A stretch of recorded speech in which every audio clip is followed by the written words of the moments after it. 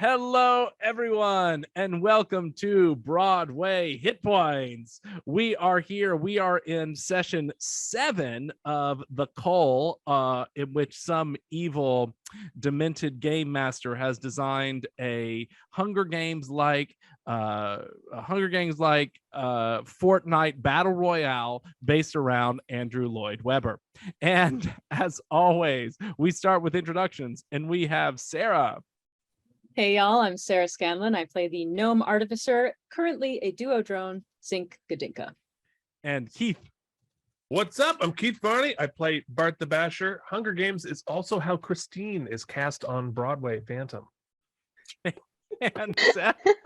Seth Christenfeld. I play Culker Dirtwood, who culks wooden dirt. Currently in Incubus. We haven't seen Yes, that. formerly a halfling, currently an incubus. And a great dancer. Yes. And we have Jamin. Hi, I'm Jamin. I play King Herb, the dwarf monk. And let's jump over this for just a second. And we have Morgan.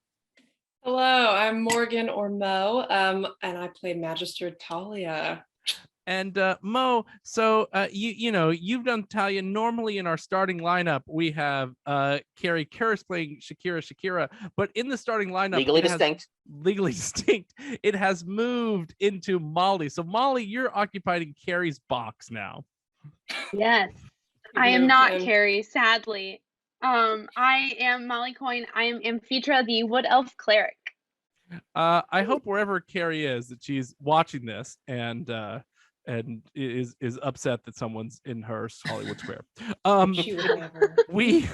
We also, as always, have a mystery guest star, and welcoming back to the show, it's Brandon. Woo! Hi, I'm Brandon. I play Flotsam, the twice-born, the halfling bard who is currently still incapacitated, as I understand it. Yeah. You are currently stone inside the bag of holding of Culker. And with that, good. We're going to jump to our opening.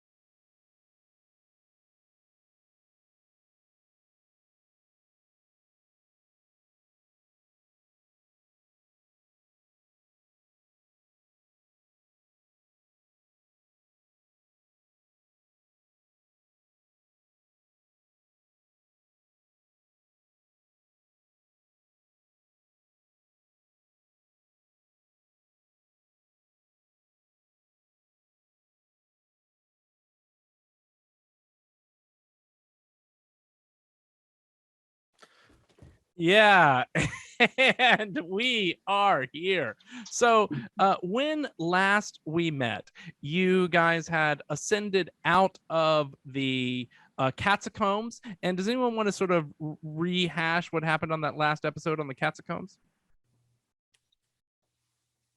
We killed Lemon Shark, but Yes. Bart tried to save him. I'm gonna pour one out for Lemon Shark. Oh, Oh man. for I real. wouldn't say that we killed him. I think we just let him die.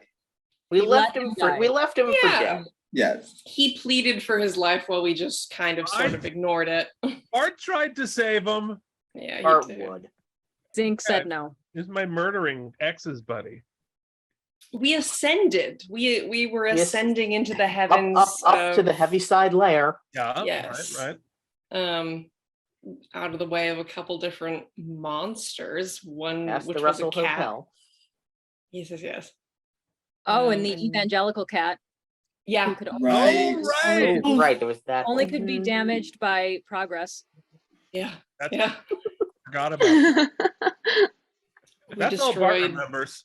Oh, the Bart's made out. That was my favorite part. Yeah. Some gay.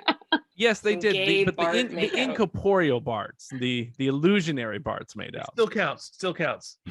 And like, is it gay or is it just, playing with yourself? It's tough to say. Just However narcissism you at its wanna- finest. It's true. It's just it is purely distilled narcissism down to its truest core. We got past Buster for Bones again somehow.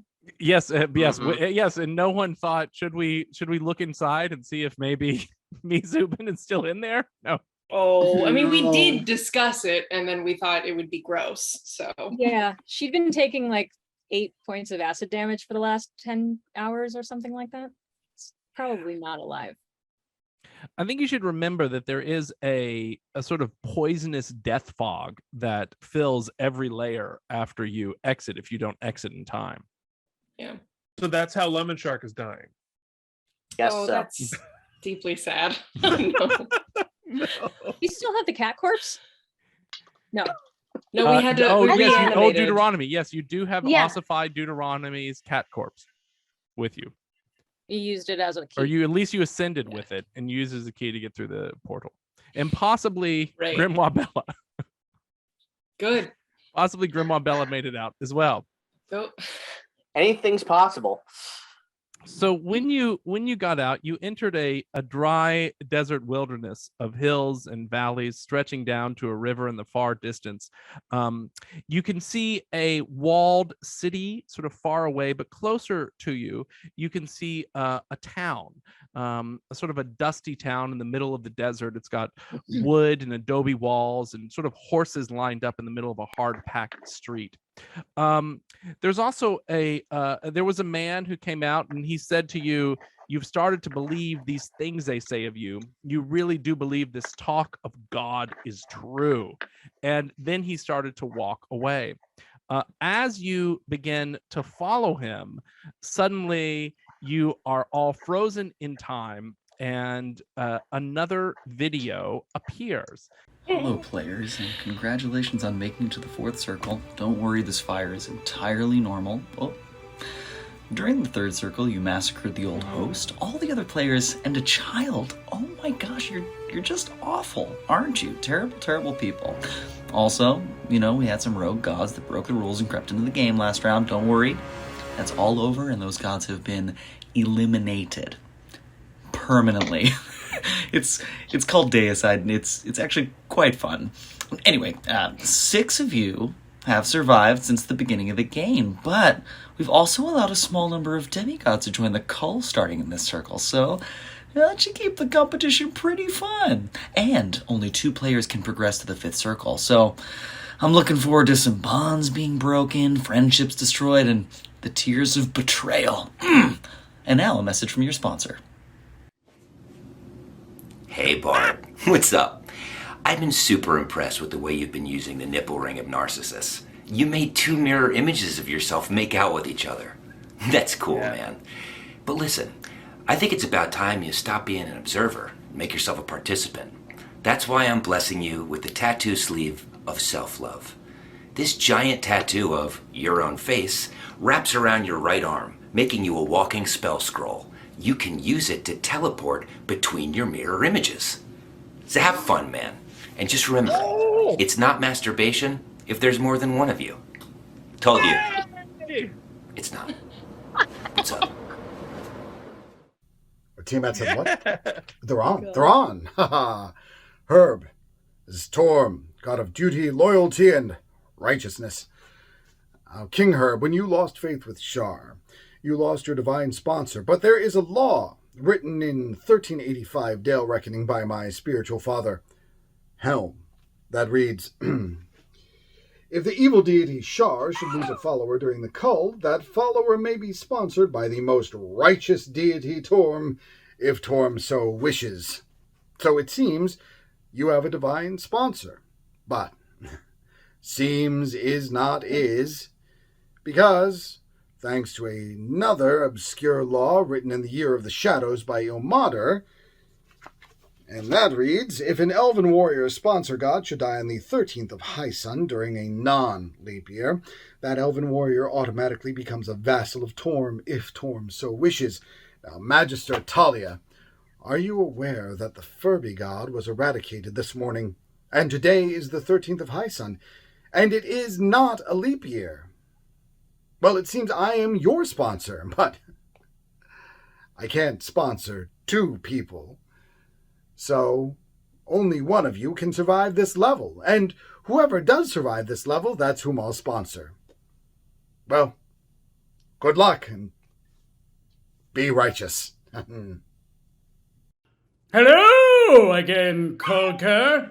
It's me, the god of caution.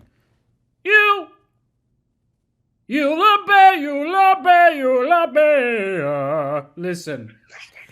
I realize that my dance belt of amplified caution recently made you think that harmless incense was a dangerously addictive drug. Now, don't be embarrassed.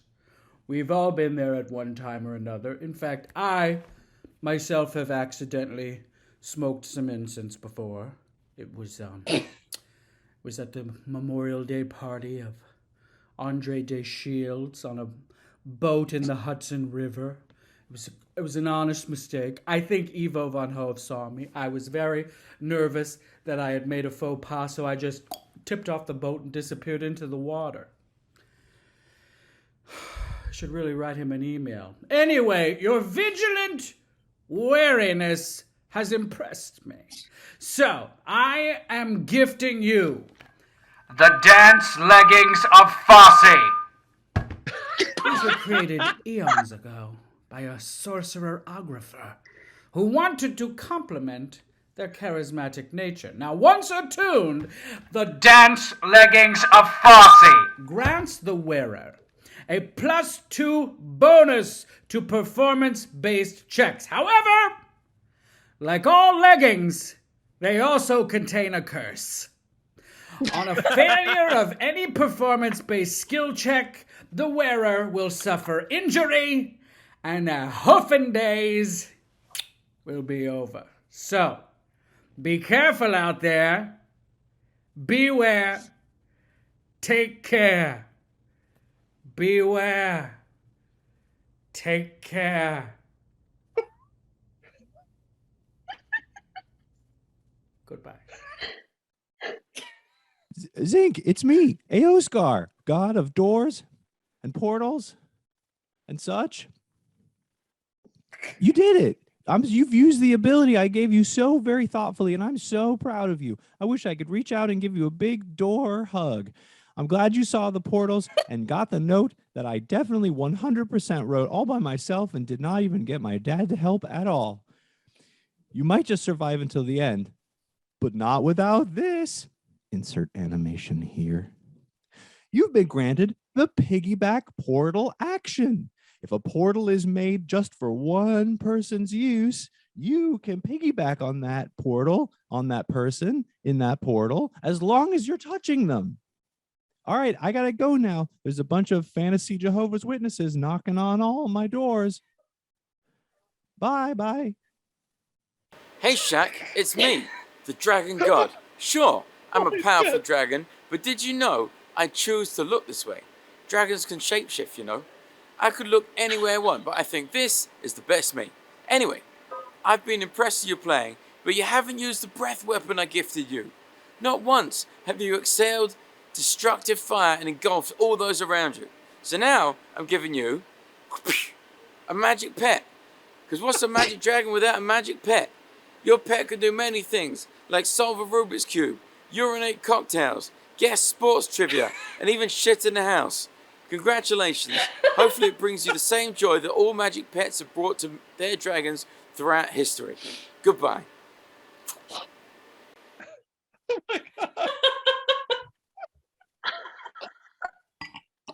Wow. Oh my god. We are I'm crying. Big guns. Oh my god. Oh my god, I can't believe Pip is on the show. That's great. That's insane. Crying. Oh my god. Hilarious. High quality green screen. When you Okay. come to, Shakira is gone. Oh no! She was taken by her dog. Been portaled. Somehow she disappeared during that section. Oh, she got The picked rapture. away. Oh no! It is the four of you, and you're there. You see this sort of town in front of you.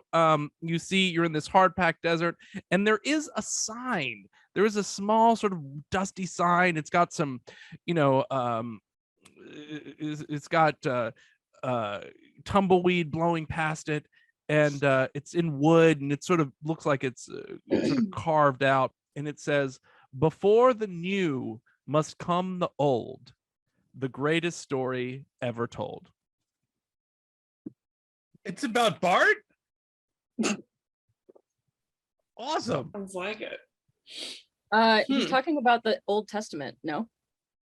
Do we know what the Old Testament is? Is there an Old Testament in this universe?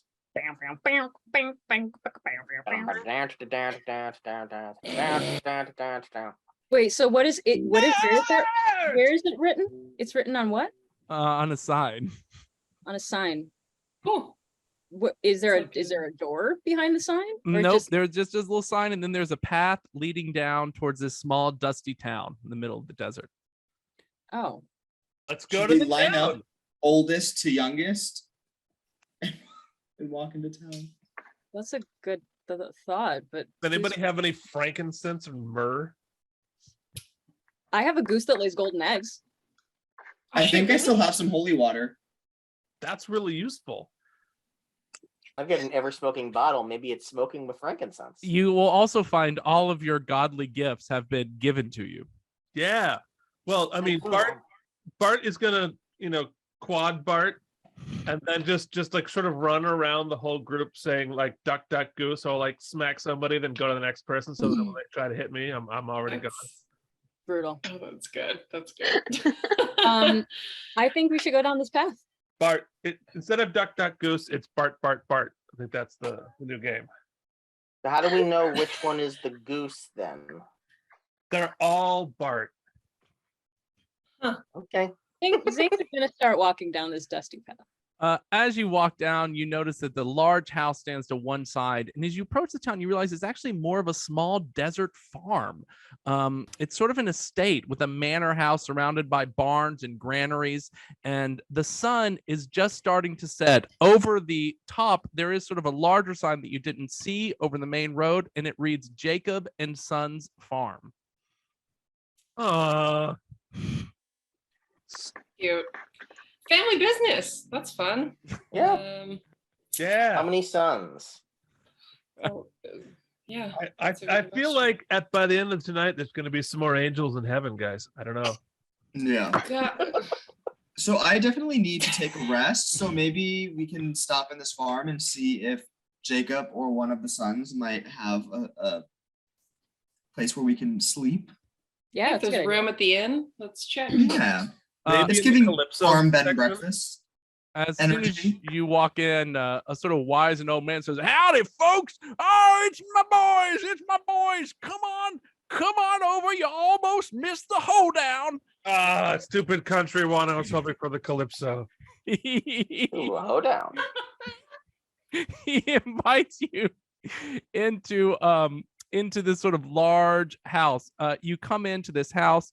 You, as you walk in, you go into a room. It's a hallway. There's lots of animal heads and antlers, and you come into a sort of sitting room where there are some animal skins on the ground and some different benches, and there's a big sort of fire hearth in the middle. And eventually, you are brought into a sort of dining area. As you walk into the dining area, you'll notice that there are just enough seats open for all of you. I guess I should take Flotsam off right now because he's still in the bag of holding. And where he'll stay. Whoa. Yeah, thanks for coming, Brandon. You're gonna Still 2.5 be in a hours bag. into the game. We have so much power right now. you notice around the room, you notice that there are several interesting creatures, sort of humanoid creatures, sitting at this table. One of which is a centaur, another of which seems to be a large sort of bird man, another which sort of is a praying mantis with a somewhat human face. There is a boar, sort of a boar beast that is huge and glowing with magic and seems to have sort of plants growing out of it. You see a knight, a sort of medieval knight in armor wearing a crown. There is a female sorceress, and you also see a creature composed entirely of serpents and of living snakes. And as you walk in, Jacob says, take a seat, y'all. Are these your sons? You are all my children. Oh, I could eat. I'm gonna sit next to the praying mantis. It seems maybe safer over there. You don't know much about praying mantis mating practices, do you? Hey, as long as you don't mate with it. Yeah, we're at the dinner Probably table. for the best. I mean, why would you miss that opportunity? I mean, hey, Jacob, is there any, or Joseph, what, Mr. What's your name? Are you going, my name's Jacob. Are you going to that seat next to him, Zink? Him and the sort of huge serpent? I don't know about the huge serpent. I think maybe I'll keep my distance for just a second, kind of like looking around, seeing if there's anything. It's like, hey, is there anywhere to stay? Can we stay here tonight? We could use a rest. He says, of course you all gonna stay here. Now listen, I did take a seat, and I'll tell you, I mean, you're here for the test. You're all here for the test. The test. I'm great at standardized testing. I'm Bart. Bart, where do you sit down? Yeah, I mean, I guess at the head of the table, right? Because he's Bart. There is no heads. Okay, so you go sit right next to Jacob. You're next to this sort of serpent monster. One of me does, but the other three sit at three other seats, spread out nicely. So now there is no seat for Kolker, for Talia, for Amphitre, and Zink has already said she's standing. Yes. Yeah, but the other three are non-corporeal. You can just sit through me. Oh. Bart, can you possibly just like leave some of us a little space? Okay. If we're sitting sitting in one of your mirror images and then you decide to portal to them, what happens? Can you explain? Probably you explode. Do we wear you as a meat suit, or do you wear us? Oh, we're definitely gonna find out at some point, though, because that sounds like a great kill. All right, so yeah, no, my Barts will line up on the other side of the room and work on their dance moves. Okay. Cute. Okay, they line up over here. All right. So does that mean that these three seats next to the medieval knight and the Birdman are taken by Kolker, Amphitre, and Talia? I'm very intentionally taking a seat in between two other people. Of course you are. I'll sit by the bird person. Oh, great. I'll sit by the knight. All right. So you sit down, and as soon as you sit down, you sort of barbecue food is brought out to you, ribs and cornbread. Oh, and hell yeah. the Jacob up here says, now folks, you know, we're all here to talk about God. Now most of you here, you know my story. You know how I wrestled with him. Yeah, that's right. Old Daddish can still do it. Now it's time for me to see which of you can live up to the family name and truly become a child of Israel. So we're going to have a little contest, and it's kind of based on my story. But instead of wrestling with the Lord, y'all's going to have to ride the bull of heaven, just like Gilgamesh did. But that's in the morning when old Bessie will be madder than a wet hen. Tonight, I want you all to eat and get drunk as Cooter Brown. And lots of alcohol is sort of brought out to the table. Sold. Every part of that makes Bart very excited. Can Zink look through the door that she's next to see what's in that room? Absolutely. when you look through that room. When you look through that room, what you're going to see is a chest, a spinning, spinning spinning wheel. Thank you, and an animal skin on the floor. Is the chest unlocked? Well, you're just looking through the room. Oh, can I go in the room? Yeah, you gonna open the door? Yes. And when I do that, I'm gonna say, "Oh, I'm just gonna run to the bathroom real quick." Okay, so you do that and you open the door. As you say that, you open the door. Jacob says, whoa, now that's not the bathroom. The bathroom is upstairs. I'm sorry, that's not the room for you. If you need to use the restroom, it's upstairs. It's actually just a hole that goes out. But that's that's Leah's room in there. Oh, so sorry about that. Is this a room that we could maybe take a rest in? Looks pretty empty. No, that's where Leah does. She was the mother of all of yous, and her sister Rachel, of course. And you all sleep in that room over there. There's lots of bed rolls there for you, and you just roll out a bed roll, and everyone can just go to bed. You're very kind. Okay, thank you. Sorry about that. Hey, I just like to point out this is not the first time that I've been your son. Did you know that? No, well, how do you mean now?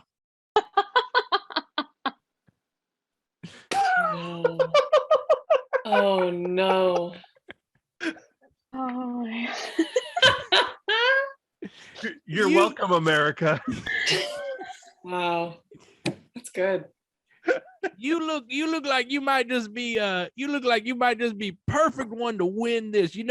I don't like to say too much, but I do feel like at the end of this, whoever can ride the bull the longest, I am gonna gift them the coat of ascendancy.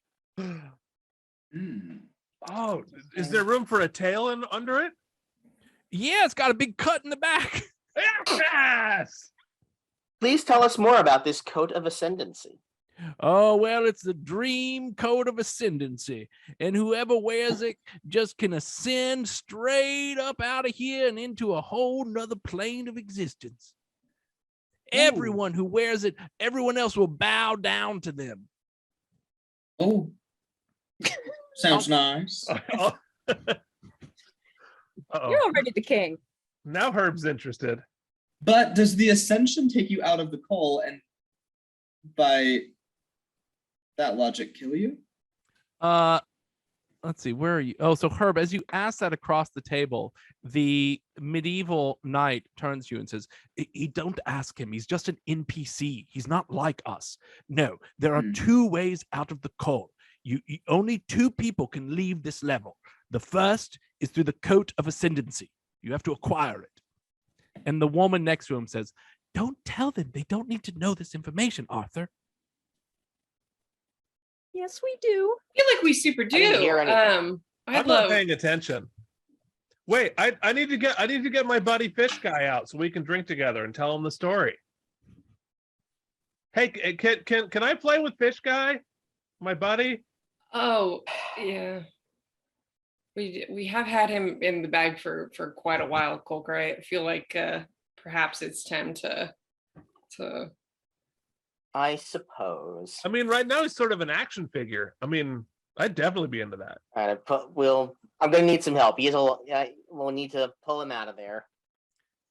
Right, you pull Flotsam out of the bag of holding. Yep. It is a statue. Yeah. I cast Greater Restoration.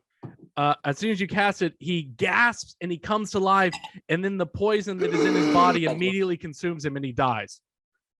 Oh, good God! Oh, right, that.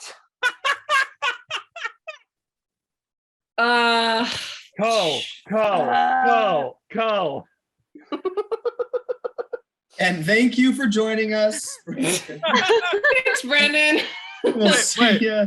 Bart's gonna start throwing beer on him because he's a fish and he needs some water. Maybe Bart, why don't you roll an insight check? Oh. Okay, hold on. Where's my character? This will be good. Yeah, no, I feel like I'm really well. Insight. Where is insight?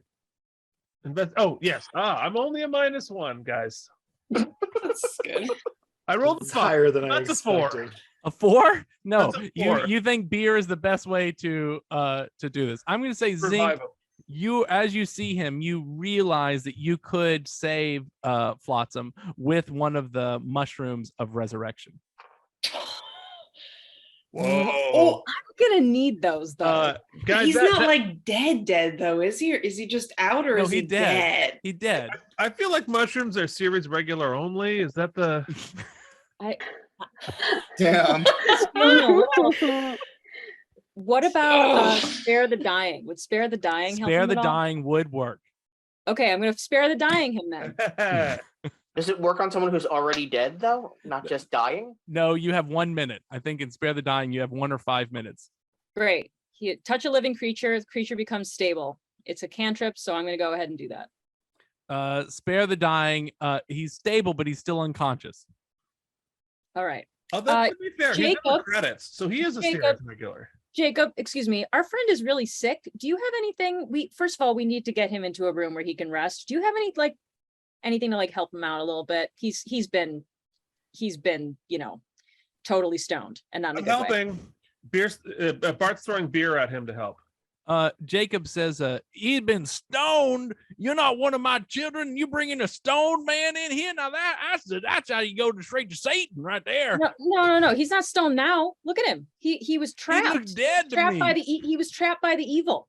He has been resurrected like your other sons. Well, I don't Look at him. I mean, He was in the very grasp of death, and now is stable. In fact, if anything, he's probably seen your God or whatever. Don't close every door. What to is him. this my God business?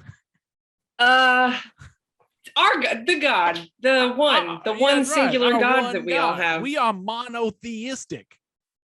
Sure, Yeah. man. that's what we're saying. Roll a charisma check. We are also each monotheistic. Bart got that in high school once. Had to miss a month of school. Who's rolling charisma? Who's rolling charisma? You are Mo. Oh God. Okay. That's my charisma. Ooh. Oh, okay. 20. I'm a dirty 20. Oh, he says, well, you know what? You're right. We should be generous to people. And he seems to be very powerful. And he sort of moves his hand over it, and you are restored to half hit points, Flotsam. Wow. Praise be to the God. Yes. Hallelujah. I saved you. How much of a ruckus is this making? A lot. The praying mantis is sort of has jumped up from the table. The centaur has jumped up, is pretty upset about it. It's sort of what's going on. The two medieval knight and the sorceress they're just sort of rolling their eyes at it, and the boar doesn't seem to care what's going on, and the winged man doesn't seem to care what's going on. Our pal here got zapped by a gorgon. Oh, wow. What have I missed? Oh, nothing. We brought you right back. We brought you right back. Oh, okay. This doesn't look like I remember the scenery looking like. And there's some completely new faces, but sure, okay. Fine. You missed My a couple of memory is faces foggy. completely. Magic of theater. And you are. Your name is. Why don't you describe what you look like? You don't recognize Flotsam, me? I've never met you. My name is Amphitre. I helped these guys escape from the cats. I might have some signed CDs in my bag here. Give me a second. Oh, I it's honestly easier if you just let him give him to you, and then we can all. Yeah. Okay. Oh God. Oh, thank you. I will give this to my daughter when I see her next.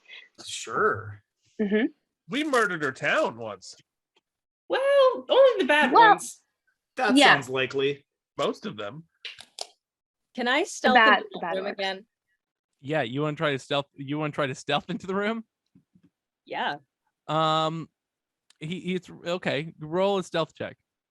Can we be considered like helping by like giving the help action by causing the commotion with Flotsam's resurrection? Yes, absolutely. So what does Oh, that yeah. mean? It means I get to roll with advantage, or what Yeah, is that that? means you roll with advantage. Yeah. All right, 17. Yeah. So you are able, I think while they're all looking, you sneak into this room and you see the spinning wheel, the chest, and the skin on the floor, animal skin on the floor. All right. Can I open the chest? It's locked. Is it like an easy lock? Do you have lockpicks? Yes. Oh no. Mm-mm. I have You right have- tool for the job. I have thieves. Yeah, I have thieves tools. Oh, you have thieves tools. Okay, yes. So roll a dexterity check. What's my dexterity? Dexterity. 21. You open it up, and inside you see a coat sort of shining with magic of all these different patches sewn together. Oh man. Just cheat code straight through. Cheat code. Just clipped through a wall. Just boom, done. Okay. Clip Hold on. Hold on. Clip, I think was the code. Okay. Tell me if I can do this. Hmm? Can I cast disguise self on the armor that I have and disguise my armor as the coat? Yeah, you can. Yeah, your airy armor can look like the coat. Okay. Now that you've seen it, you can make your airy armor, sort of T2 itself into that thing. But I don't want, so what I want to do is I want to leave something behind that looks like the coat, but I don't want to leave my airy armor. I'm trying to think of like, That's what you'd have to do. yeah. Hold on. Let me see what else I have in my equipment. Hold While on. she's doing that, Amphitre, why don't you roll a perception check? Oh wait, I have armor of force can you do it? resistance. Yes, but yes, you could do. That's true.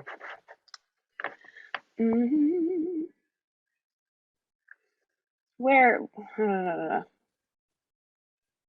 I have armor of force Oh, resistance. +6. Okay. You can leave your airy armor and put on armor of force resistance. No, I'm going to keep my airy armor. I'm going to take the armor of force resistance, turn it into this coat. Oh, and- you can't do that. What I was suggesting is your airy Oh, I have to wear armor. it. Yeah, your airy armor is what gives you the spell to transform it. itself around you. Okay. What'd you get, Molly? I got a 20. A 20. All right. So you hear these two people next to you sort of whispering, and you hear them saying, what we need to do is we need to find where the bull is and we need to release it. And the woman says, Arthur, they'll find us. And you hear the medieval knight says, no, Circe, here's what we're going to do. We're going to get it. We're going to release it. And then tomorrow it's not going to be here. It's a false, and then we'll blame someone else on it. We'll get away with this. Can I start talking to them? Yeah. Can I ask why we would want to release the bull that one of us would need to be able to master and ride? Why would we release that? So you say it, and the knight sort of looks at you. Roll a charisma check.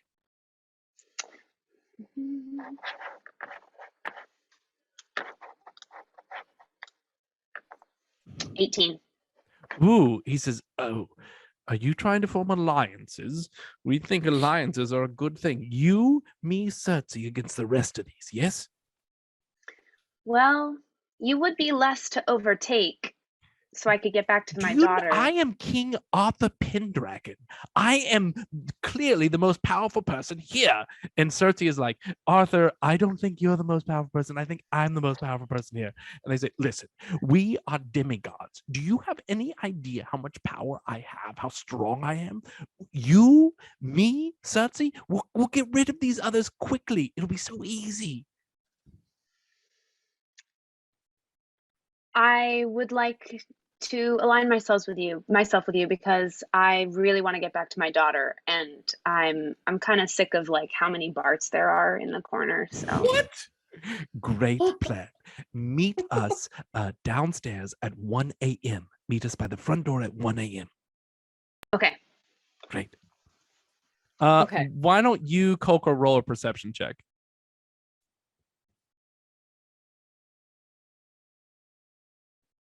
5.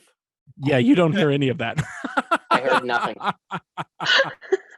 I'm still loudly having a conversation with Flotsam about. Oh yeah, and tell us more about number 5 on your tracks on your CD. Tell me more about what was the inspiration. Okay, hold on. I'm gonna put this coat in my little drawer. Little duo drawer. And I'm going to create a glyph of warning. A glyph of warning on the chest? On the chest. And it's going to do 5d8 let's see.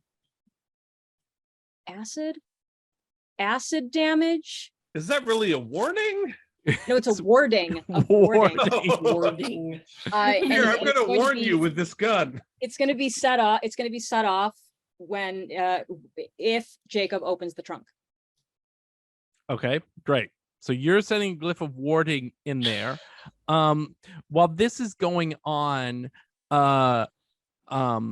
you, Herb, are next to this sort of giant boar creature, and the boar creature is trying to tell you something, but you don't understand it. You don't speak its language. Can I help it eat some of the barbecue? I'm sure it's having trouble reaching. So maybe I can like take some of the ribs and like feed it and pet it nicely. And say, good boar. It is talking to you. It's saying, I'm gonna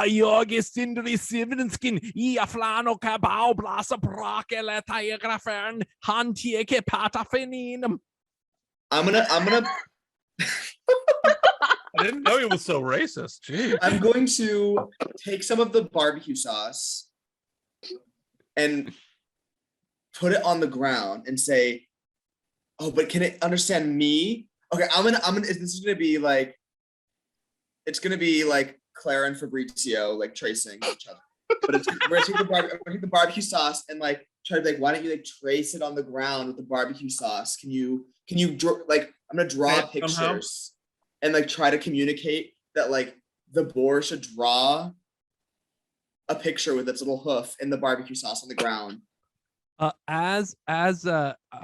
a charisma check on this. Okay. And charades with this boar. Barbecue Pictionary. sauce charade. 19. Yeah, Pictionary. Oh, all right. 19. I think you're able to somehow communicate this. And the boar draws these sort of beehive granaries that you've seen around. When you walked in, you saw these sort of large beehive granaries when you came in. Question. What is a granary? A granary is a large sort of tower in which grain is stored. Work. Okay. And these beehive granaries, Your mother's mother. He draws them, and he draws sort of some weapons inside of them, but he also draws these sort of giant bees around them. Okay. Sure. I'm gonna give it another rib and say thank you. Easton, And then I'm gonna say cheers. And wait, how does can it hold things? Is there like a trough? Like how is the boar drinking? Israel just laps it up. Okay, I'm gonna get this boar really drunk. And that's what I'm gonna spend the next 30 minutes doing. Just pouring booze into this boar. Meanwhile, Bart, you have been sitting next to this huge sort of Yuan-Ti, I think you might understand that that's what you're next to. This giant sort of snake creature, and it's got snakes all up and down it.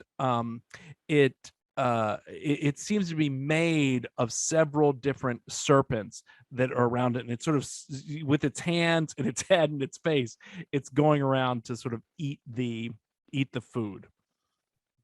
Hey, you want to arm wrestle? I'm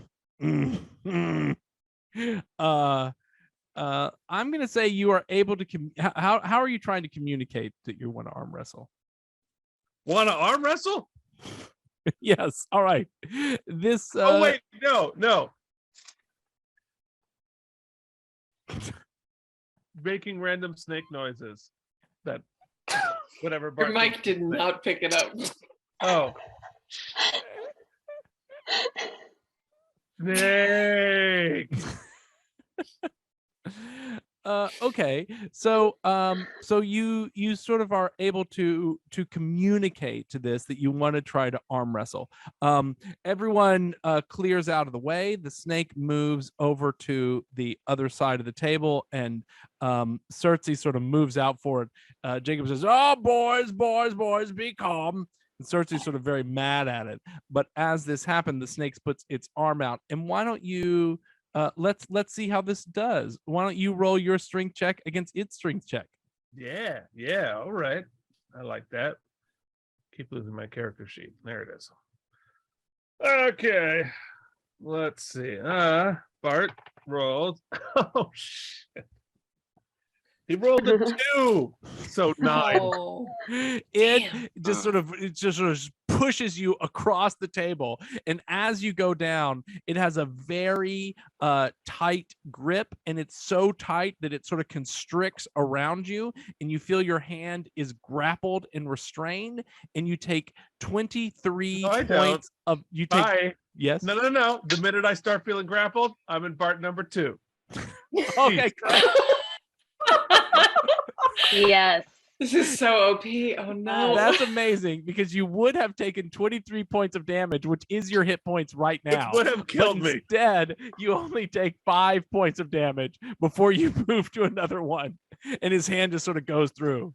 That is unbelievable. So does the snake man take damage from hitting from smashing his hand on the? Yeah, no, but he's very angry. He's all right, so all of the Barts gyrate and go. We do sort of snake motions.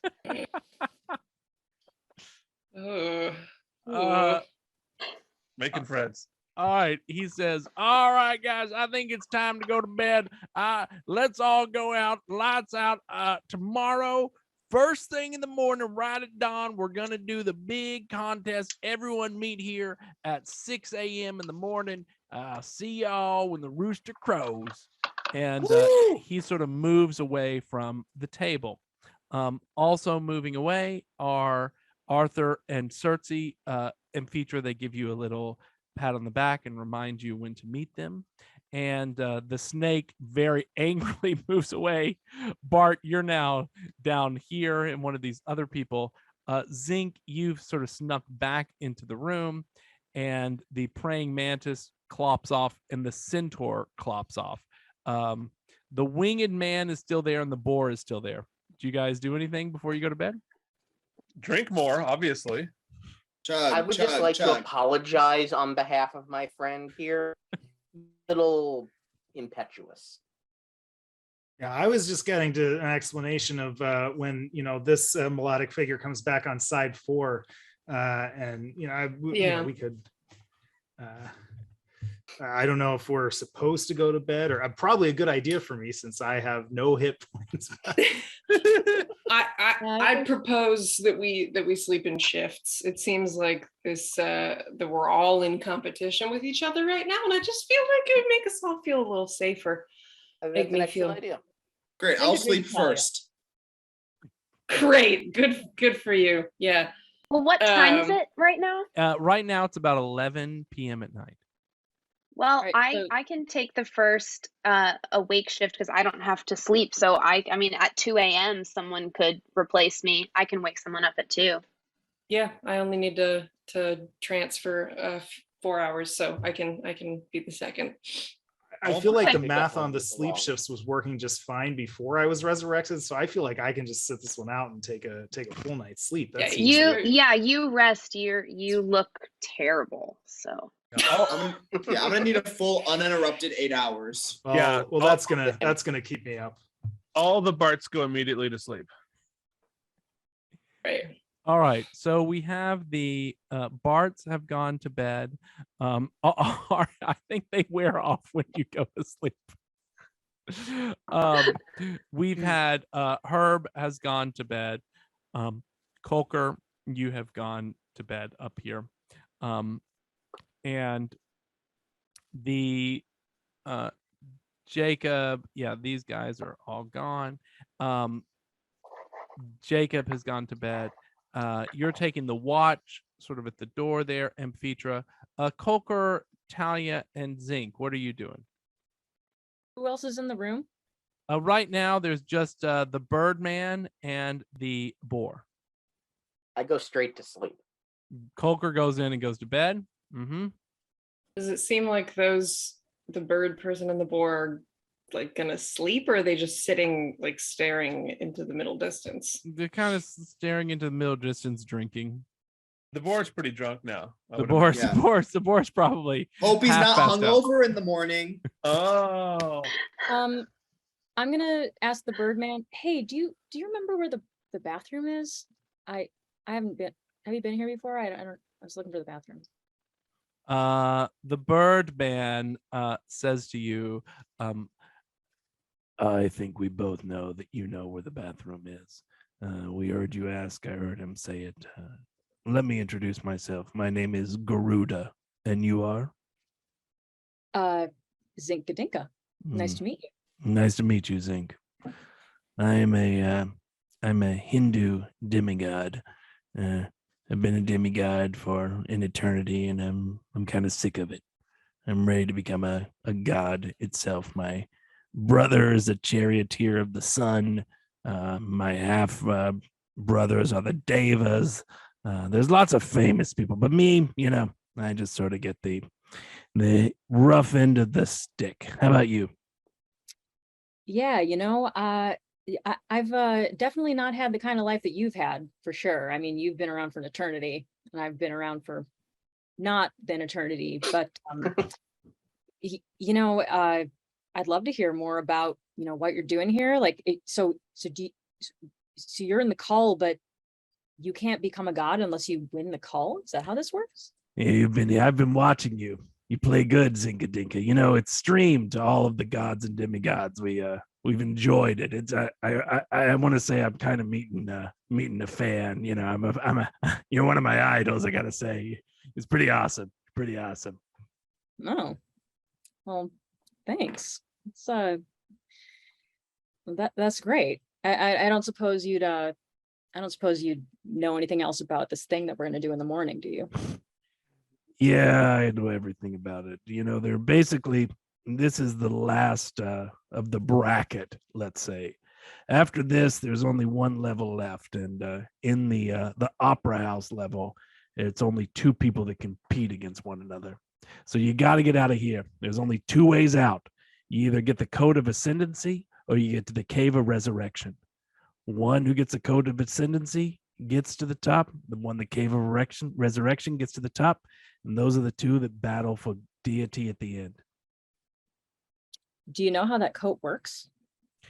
I don't. I know when you put it on, somehow the opera house isn't on this plane. We're at the top. If you look out among the island, you can see everything here, but the opera house is in a different plane of existence. So you're gonna have to use some sort of gate or portal to get there. And as I understand, the cave is a portal and the coat's a portal.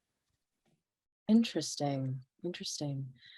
Well, how are you hoping to get? Are you going to the cave? Is that where you're headed?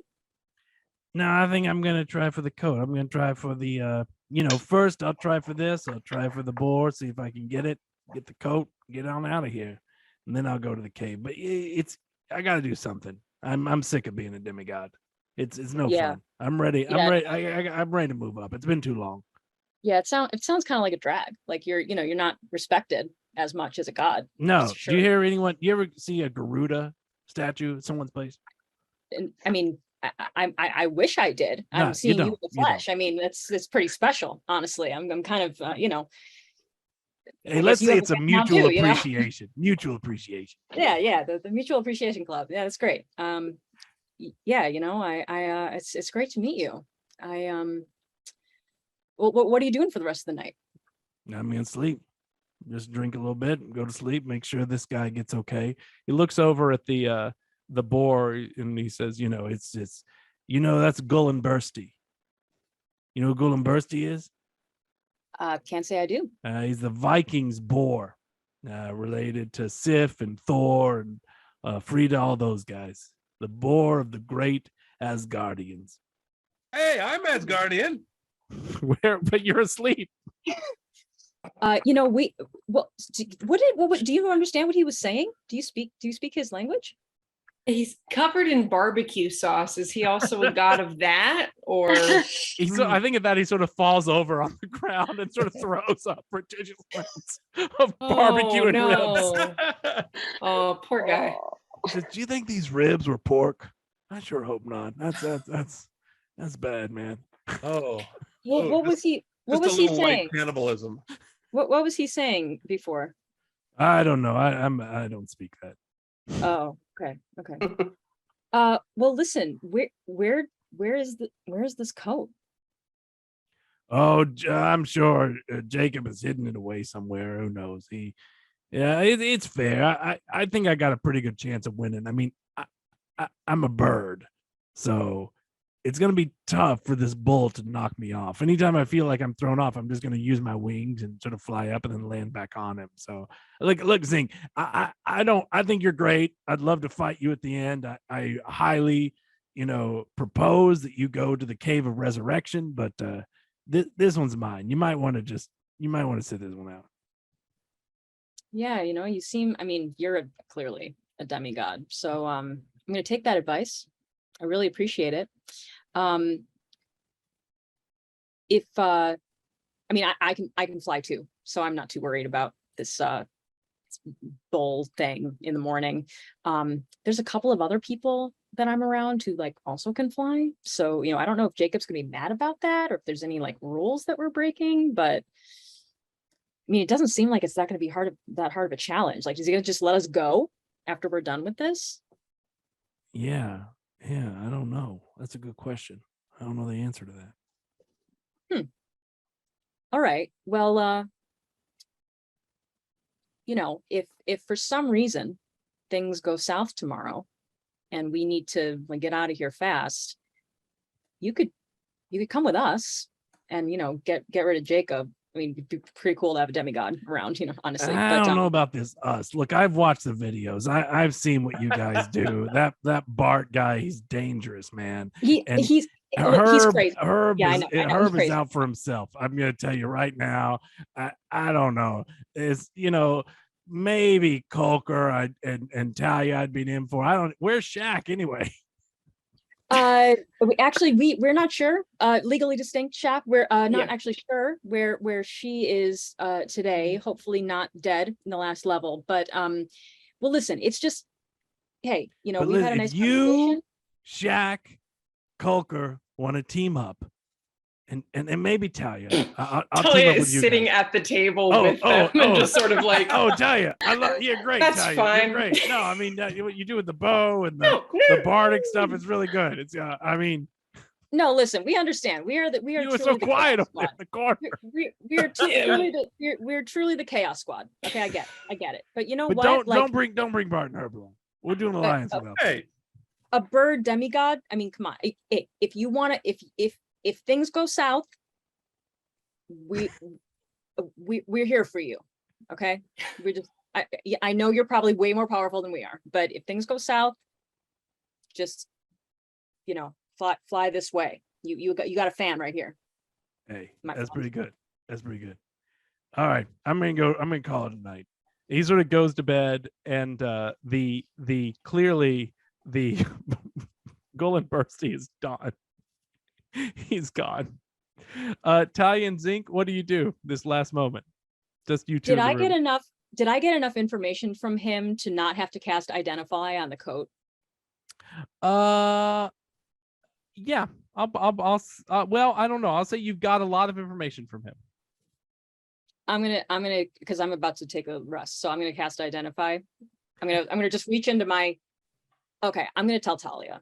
All right, I'm gonna open up my duo cabinet and say, I got the coat. How do you know it's the coat? It could just be a coat. It's not. I'm gonna cast Identify on the coat. You realize that it is the Technicolor Dreamcoat of Ascension, that when you wear it, it provides a portal that lets you go to some other level, and it also allows you to interpret dreams. Ooh. Okay. Can I hear them? I was waiting to ask this. Why don't you roll a perception check? Okay. We get to roll like. No, because it's just her. Because you wouldn't. I don't think you guys have thought about this.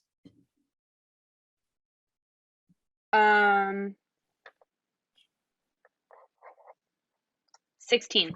Yeah, you can definitely hear them. You Okay. move to the door. So- They don't see you, and you're listening to this conversation. So I know that Zinc has it. Uh-huh. Could I hear everything that the bird, the demigod was saying? Yeah, Also? I'm gonna say to 16. Okay. You could hear it all as serving the watch. Okay. Well, I mean, that's incredible. I didn't even see you go out to get that. That's wild. Yeah. Well, I was talking to this bird. I don't know. I don't. Do we wait? Where is it? Wait a minute. Where's Amphitre? Oh, hey guys. Hey. Hi. Hey, I thought you guys were over there. Oh, How you know, long I'm been just over there. I was just making sure that everybody, got to bed because Bart seemed kind of drunk and, No. Did you talk to anyone? Well, anything interesting going on while you were keeping watch? I mean, other than watching 3 extra Barts disappear, which was an experience. No, I mean, that really consumed me. I mean, one of the Barts was running around and trying to turn one of the bedrolls into something and humping it. I don't know. It was chaos in there, and honestly, like getting Bart to bed was like encompassing. So no, I mean, I just came out here and I was like, hey guys, what's cool. Yeah. Cool. How are you feeling about the bull riding tomorrow? I'm pretty prepared. When my family was crossing the tundra, we had to ride these like really angry polar bears. So I feel like my animal handling skills are pretty good, I'd say. So feeling pretty good. Mhm. Really just worried about my grip strength. I don't know. But yeah. Wow. I'm feeling okay. Feeling okay. Okay. Well, we're on your team. Like, we can help you out with that. Right. Yeah. I mean, like, listen, you guys helped me get out of there and I helped you get out of the cats and so like, yeah. You go rest. I've got this. Okay. Thanks. Yeah. Cool. I'm gonna go like around the table and like take a look at the boar. He's like asleep, or did you say he was dead? I think he's passed out. And there's Can I vomit. There's barbecue vomit all around him. Can I make like a medicine check or something to see if like I can help him not like drown in his own barbecue vomit? Yes, you can. You can. You realize what you want to do in this situation is you want to roll them over to their other side, not straight up, because then they can vomit back in their mouth. But if you roll them over to the side, they'll be okay. Yeah. Okay. Don't Walter White this boar. Yeah. Thank you, Jennifer, for all those nights that we had where I learned this.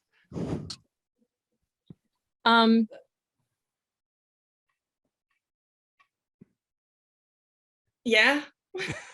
Are you guys going to sleep? I'm like holding a boar. Yeah, that's okay. That's okay. That's okay. What's up? Oh, I was just. Are there enough? What is Amphitre wearing? She's got furs, a lot of furs with snow that is probably melted off by now, but a lot of deep fur coats and stuff. Any belts? Yeah, she probably has a belt. Amphitre. What do you say? You give me one of your belts, and I'll build a little something onto it that'll help out with your grip strength for tomorrow. Imperceptible. I mean, I'm an artificer. That's, it'll just look like part of your clothes. Put it on there, and we'll, just won't have to worry about riding that bull. Oh, my father gave me this belt, and it's what spiritually connects me with him, and I'm so sorry.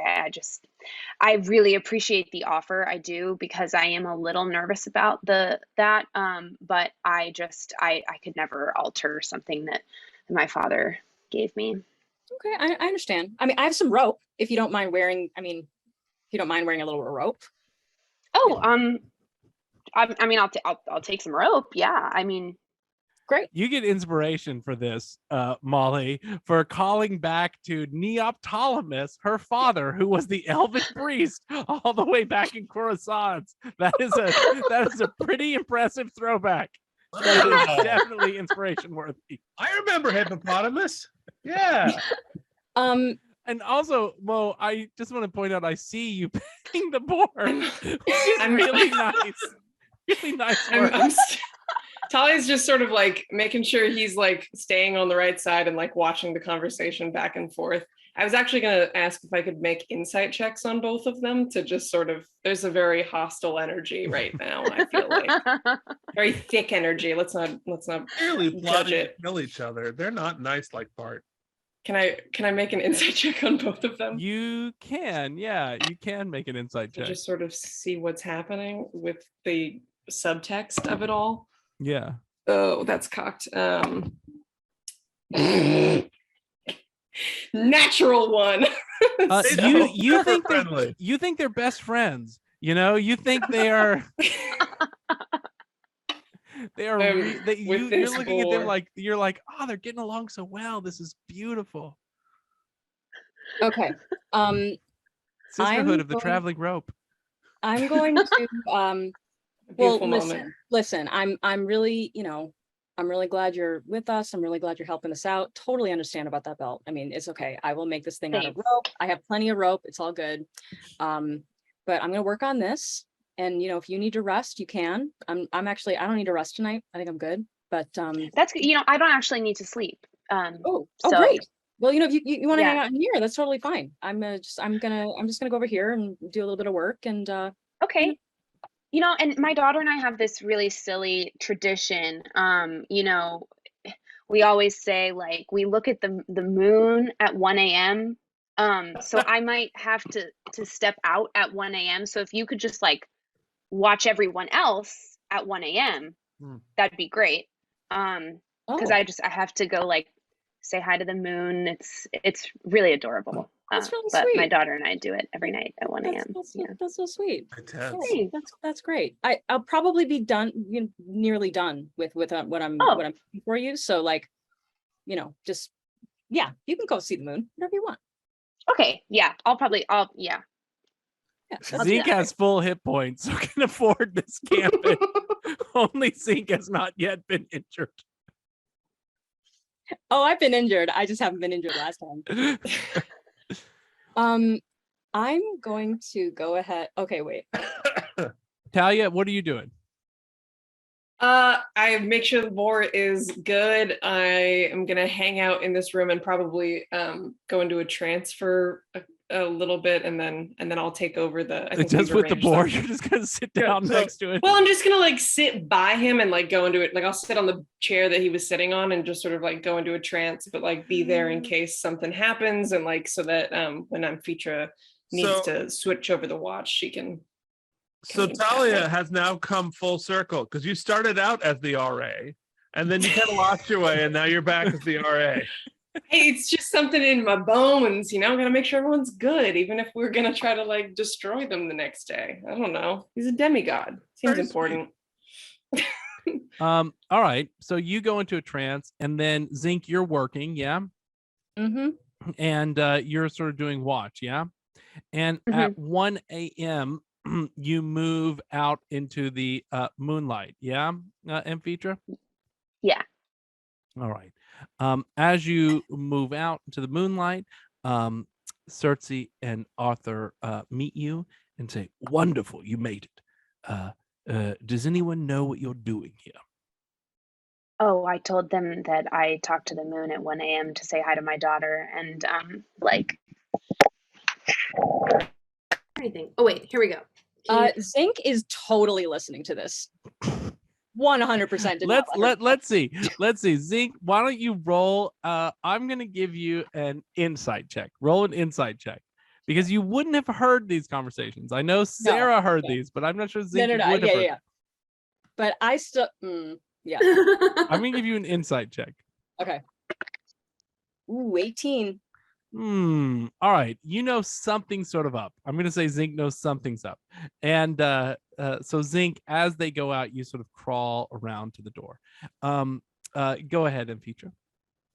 Oh, I told them this thing about my daughter and I talking to the moon at 1 a.m. So we're good. Wonderful. All right. Here's the plan. You know that there's some musical theater lover who died in the 1990s. It was the game master for all of this on some planet called Earth. And he has created this CULL. Now, a lot of people don't know this, but if you let the ball of heaven out, it will cause 7 years of drought. So here's our plan. We take the bull of heaven, we let him out in Egypt in Heliopolis, and then we go to the Pharaoh and we say we know what the problem is. Bada bing, bada boom, we get everything we want. Okay, I thought this was a really, you know, if this was a risk, I realized that I was taking here, but I just don't see how that's going to work because this seems like it'll take a really long time. You see what I'm saying? What do you mean? It's a great plan. And Circe is like, I'm with you. I told him it was an idiotic plan. Okay, Circe, do you have a plan for the bull? Well, I mean, I think I'd probably be able to ride the bull. I mean, I am Circe, of course. You know, I've got tons of spells. I've got 9th level spells. I can shape myself into several different creatures. You know, I think I could make out with my brother. I can make out with my brother. It's like I will tell you, I'm sick of being a demigod too. It's just disgusting. I've been there for all of them. I was there for Perseus. I was there for Odysseus. I was there for Triton. I was there for all of them. And did Neptune, did they give me anything? No. I'm still it's Circe, the sorceress. Oh, it's Circe, the lover. Oh, it's Circe this, Circe that. But I don't get to be a deity. So Arthur Pendragon and I have teamed up. I'm going to help him with this idiotic plan. But then my plan is to become the savior of the New Testament.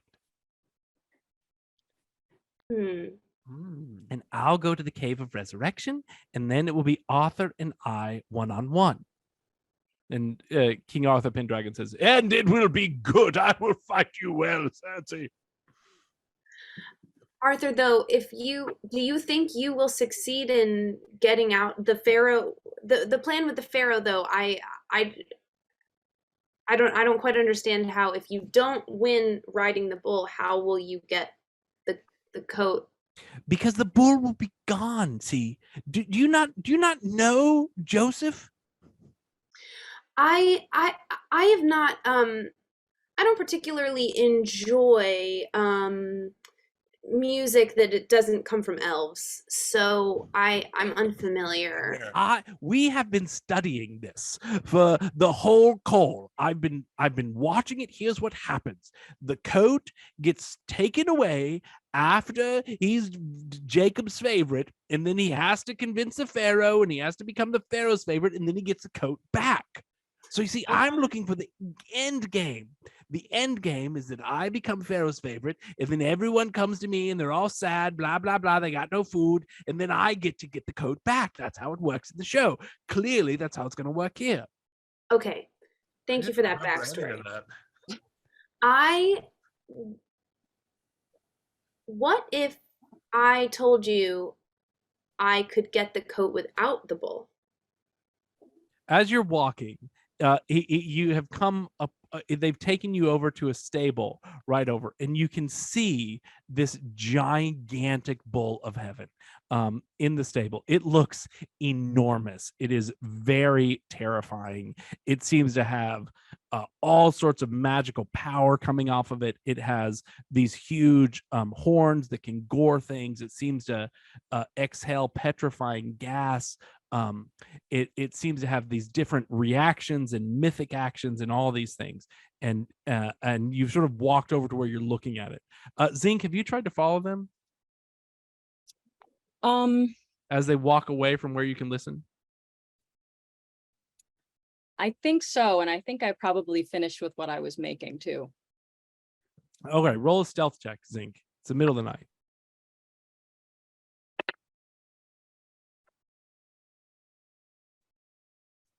That is a 19. All right, you're able to sort of see them. I'm going to say you're at the side on the balcony, but you can see them across looking at the bull.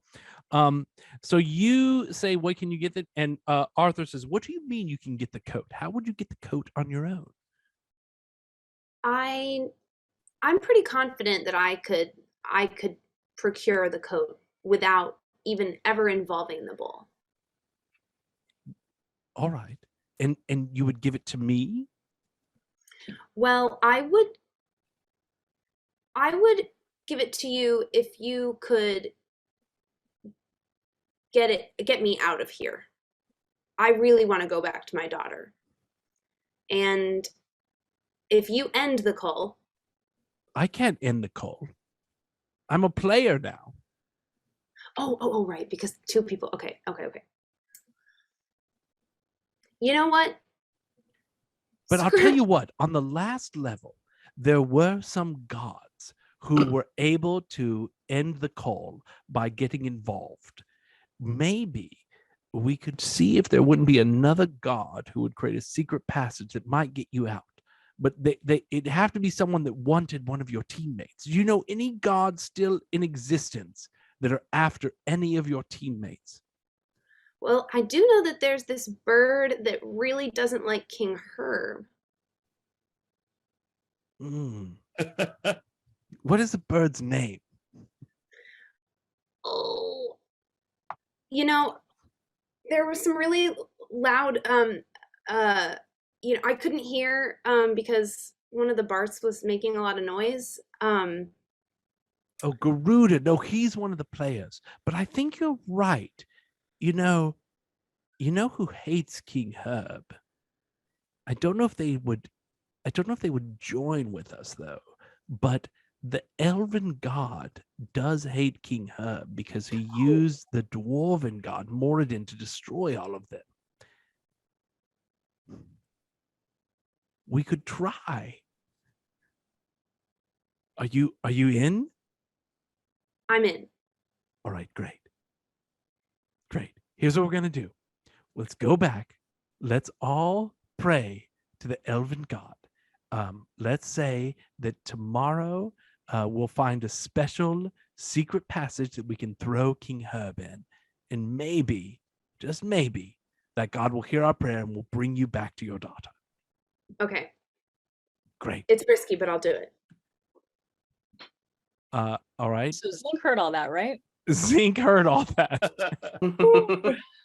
I'm going to scurry back to where I was working. All right. You guys go back up to where you were. Zink scurries back, and as you walk in, they go up to their rooms. Amphitre, you go to bed. And who's doing the second watch? I am. But I do want to say that I think I spent my trance like focusing on, like meditating on the I forget the god who gave me my gift of murder. The fun challenge that only one of us would be able the god to. Torm. Yeah, I want to spend my my time meditating, putting all of my energy towards rejecting that sponsorship. Oh, you want to reject Torm sponsorship? Yeah. And Herb, when you went to bed, I just want to ask, how did you feel about Torm sponsorship? I think it's going to become a problem, but I don't think we're there yet. I'm going to try to milk as much helpfulness as I can out of them, and then. Did you do a prayer to Torm before you went to sleep? No. Okay. Because isn't he not going to help until one of us gets out? That is what he has said. Yeah. So. Yeah. Wait. Okay. So you guys, as you walk back, I think you do see. Roll a perception check, Molly, and Sarah.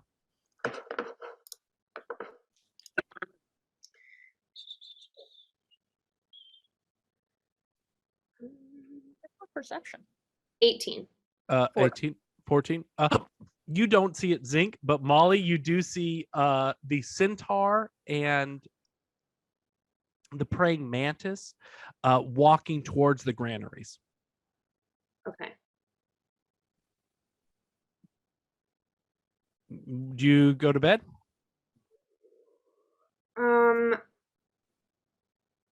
I kind of want to see why they're going towards the granary. So you're going to follow them? Yes. All right. Zink? Have I seen Amphitre? Has she come back yet? No. As she was, you scurried back. Yeah, so you wouldn't have seen this. So you sort of scurried back as this was happening. So only Amphitre sees it. So Zink, you're there. Molly, Morgan, it becomes your watch. Zink, do you get a rest or do you sort of stay up? Now that you finished I'm gonna working. stay up. Okay, you're gonna stay up. So you and Morgan both stay up for watch. So what I'm you're making gonna something very complicated. I wake up from my trance and I ask like, oh hey, how's your like friendship belt going? Like how's that? It's gonna be the best belt she's ever worn. Ah, that's so cool. Didn't say that. Y'all are such good very friends. fast at all. I've just been sleeping this whole time. Yeah. Oh yeah, I've been sleeping with light breaks to practice scales. I'm also in the start, morning at our nice leisurely morning breakfast, I have a lot of questions for everyone to fill me in on. This like God stuff and like competition. I don't remember any of this. Oh, just ask Bart. He's been paying very close attention. He knows everything. Yeah. What you see when you go back is you see the centaur and the what you're going to see, Molly, is the centaur and the mantis go out to one of the beehive granaries, and in these beehive granaries there are all these giant behemoths, and these behemoths start attacking them, and the centaur is killed. You watch the centaur just sort of die by one of these behemoths, and the praying mantis gets scared and runs away back to the house and goes to sleep. Oh, snap. Oh, I feel like these behemoths might have something really important over there, and I kind of want to figure out what it is, because that whole plan with Arthur and Circe was a total waste of time. And I want to see if maybe there's another way out. So you want to try to attack one of the behemoths? Is that what you're saying? You want to try to investigate the granary yourself? I want to try to investigate it. Wait, are we awake yet?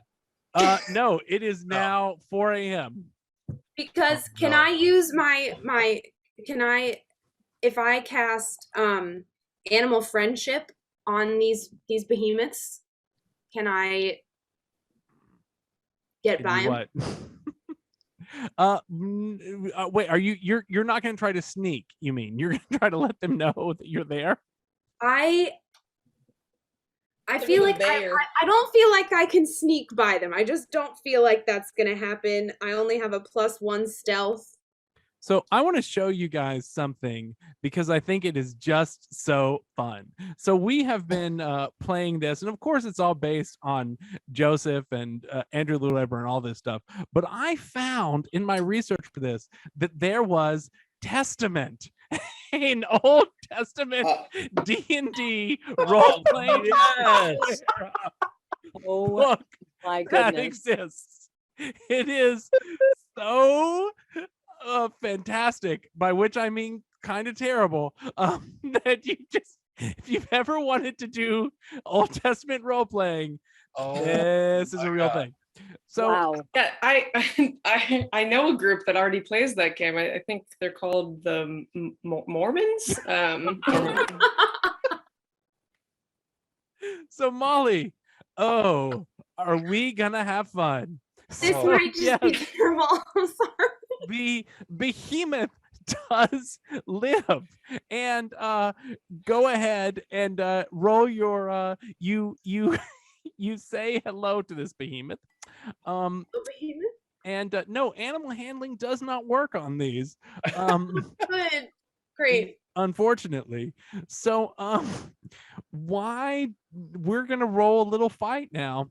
You are into a little initiation, a little initiative. It is just you and the behemoth. Good. Good thing you didn't wake up Bart, to kill the big thing. How far away is this from the house? This is far away. This is a little.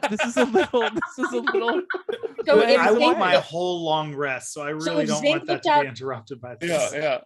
So if Zinc looked out the door looking for Amphitre, Zinc would not be able to see Amphitre. I don't know. I don't think so.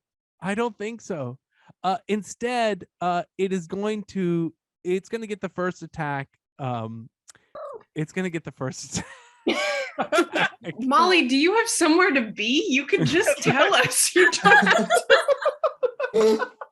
I wanted to see if this was like if this was the other portal, the cave. If you were guarding the cave.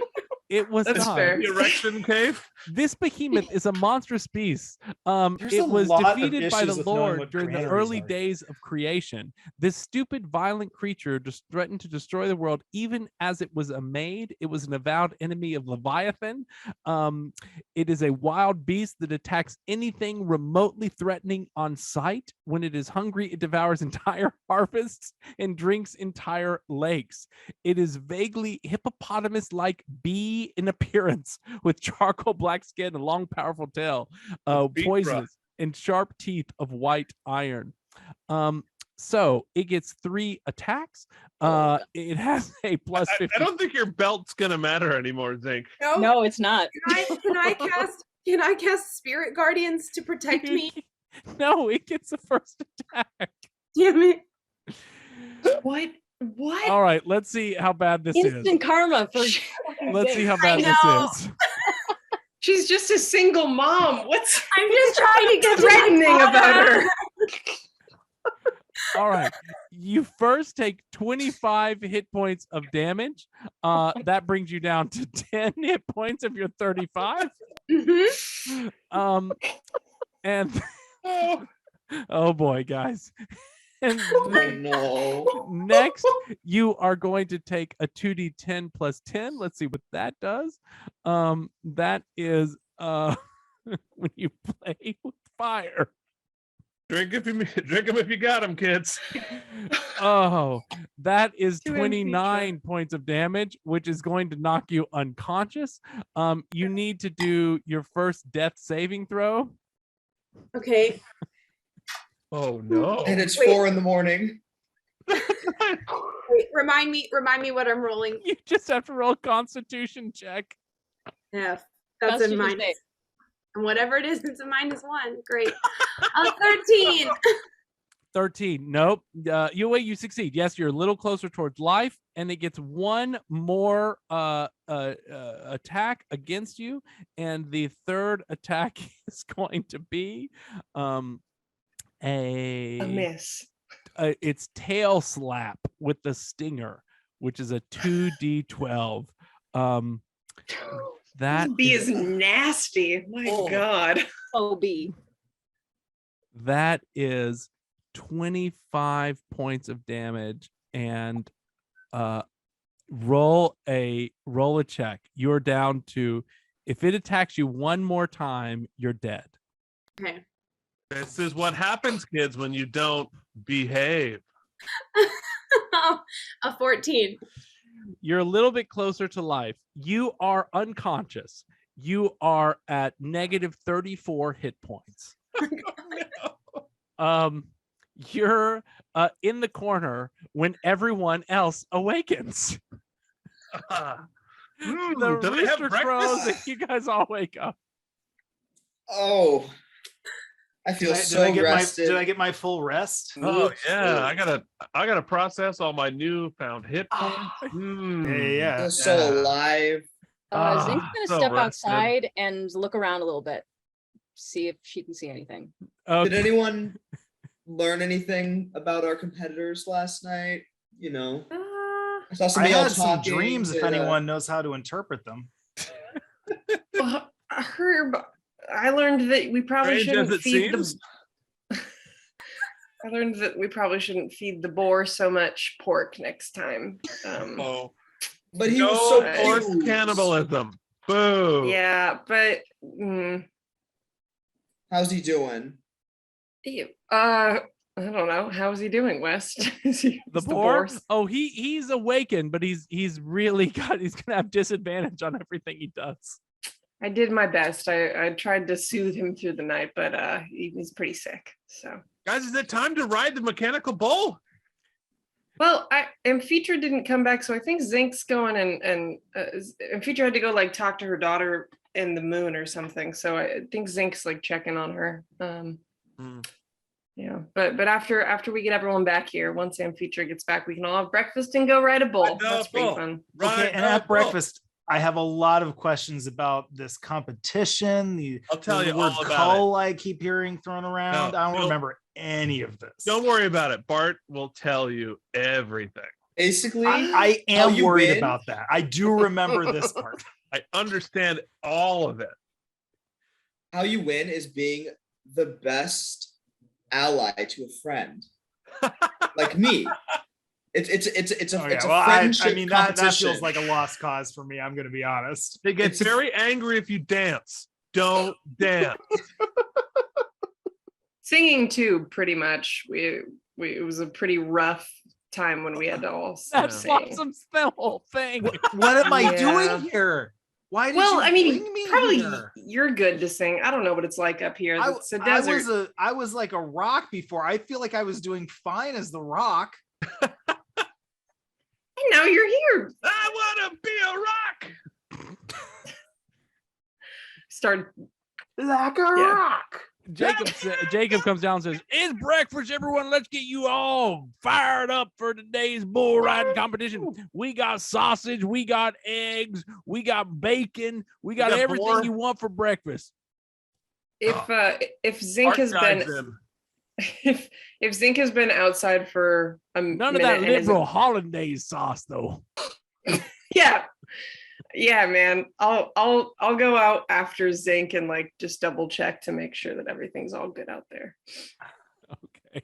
Yeah, Or I'm not. eat Zinc's not gonna go super far. Just gonna go like far enough to see if they can see anything.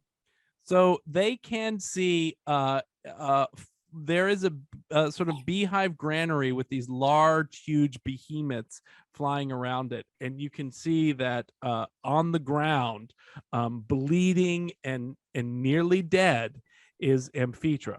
But there are these huge behemoths around her. Well, Zinc has a history of helping people who are almost dead. So I'm sure that yeah. I'm gonna run inside. Colker, do you want to just stand there and watch for 45 minutes? I'm gonna.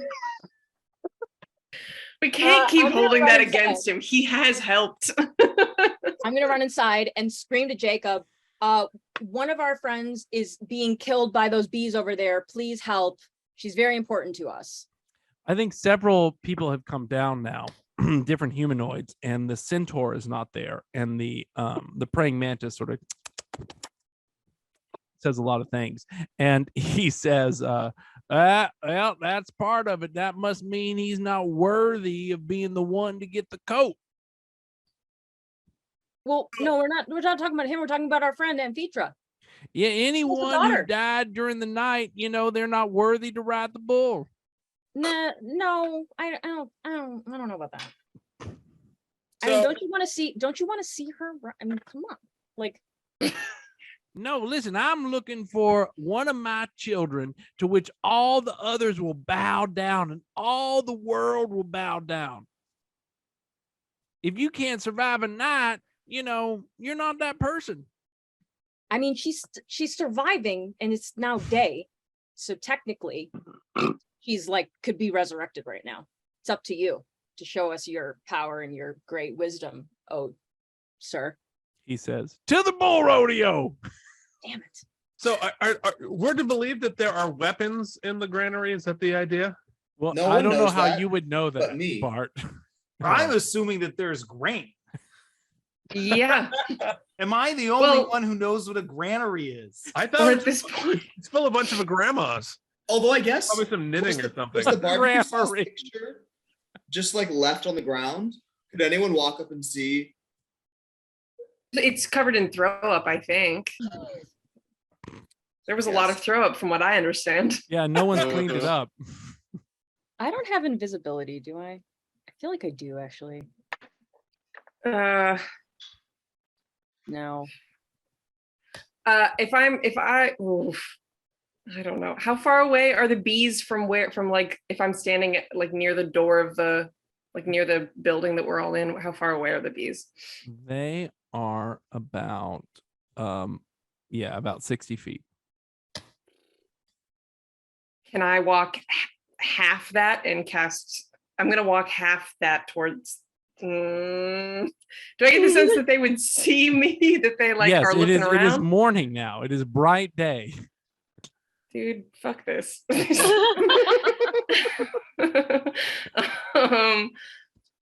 I'll look back at Zinc and go, what's the consensus? Are we leaving her or are we going and getting her? She's got like a kid or something. I don't know if this is an acceptable word in this world, but I've heard of this soothsayer called Darwin. That's I just say I don't know who this person is, so and they seem not to be familiar with my work, so I don't feel like a whole lot of not a fan to jump in here. Well, I don't think Darwin liked theater. He never They- write about it. Zinc's newfound. See, now it's not fair what Flotsam just said about Zinc, because usually Zinc would save somebody. The only reason Zinc didn't save Flotsam is because they came in late that day and had no idea what was going on. And so, but Zinc is now, their alignment has been a little changed. So they let Lemon Shark die, and they built something real fun that they were going to put on Amphitre, but the bees might have taken care of her for Zinc, so Zinc might not have to put that thing that she made on her after all. So I don't know if I want to fight a bee. Everyone is walking away towards the rodeo stadium. Wait, I'm gonna You follow. cast invisibility on myself Hmm. and walk towards the Grandma Marie. Have you And- seen my grandson? He's an amazing Joseph. Does the bee count as a creature? Not the behemoth count as a creature. It's a monster. I should hope so. But let me see. Does it count as a creature? It is a colossal magical beast. And how many? So is that a yes or From no? From Job 40, 15 through 18. Behold now, behemoth, which I made with thee. He eateth grass as an ox. Lo now, his strength is in his loins. His force is in the navel of his belly. He moveth his tail like a cedar. The sinews of his stones are wrapped together. His bones are as strong pieces of brass. I don't know what that means, but I'm turned on now. So in other words, I can't cast bees. I can't cast These bees. lyrics thing. rip. I would do a whole campaign around this. It's so crazy. A lot of talk of loins. I cannot believe this exists. Oh my God, that was from the Old Testament thing? Yes, I'm reading you directly from Testament. Oh my God. I need to be incorporating the word loins into more songs. Obviously. The power comes from the loins. Joins, coins. I am shook. See, this is just embarrassing that I went for it because I'm a cleric and I really should have known what That's really what a Bart behemoth move. was. So how many of these bee loins are out there? Each granary is guarded by one behemoth. Oh, okay. So there's only one. So I'm en route towards the one that That's to the rodeo. You're en route to the rodeo? No, I casted No. invisibility and I'm walking towards the Wow. granary. This is a surprising turn of events. Yeah. I'll set up with my crossbow to cover. I'll have probably seen Herb like cast invisibility and start walking over, and I'll Alright. cover with crossbow. And Bart quad Barts. And Bart is going to send it's going to send one Bart towards our dying lady. Going to send another Bart as a distraction Bart, and the third Bart's going to go into the granary, while real Bart stays safe with the rest. So you're gonna have three Barts as sort of attacking as dummies, right? As dummies, as distractions, but two, basically one of them is just get near what's the character's name? Amphitre. And then the other Bart is just going to be there to run away and draw fire, and the third Bart's going to go into the granary. Okay. Damn. And Herb, you're walking over. What are you doing, Flotsam? I guess I'm going with everyone else away from where the bee thing is. And You're moving towards the rodeo. I guess I don't want to participate in any way, but I don't really have anything else to do. It honestly would be convenient to just have Colker carry me around still. I'm a little bit, I was kind of hoping they would get to the end of the whole tribulation section of this before bringing me back, but here we are. And what are you doing, Colker?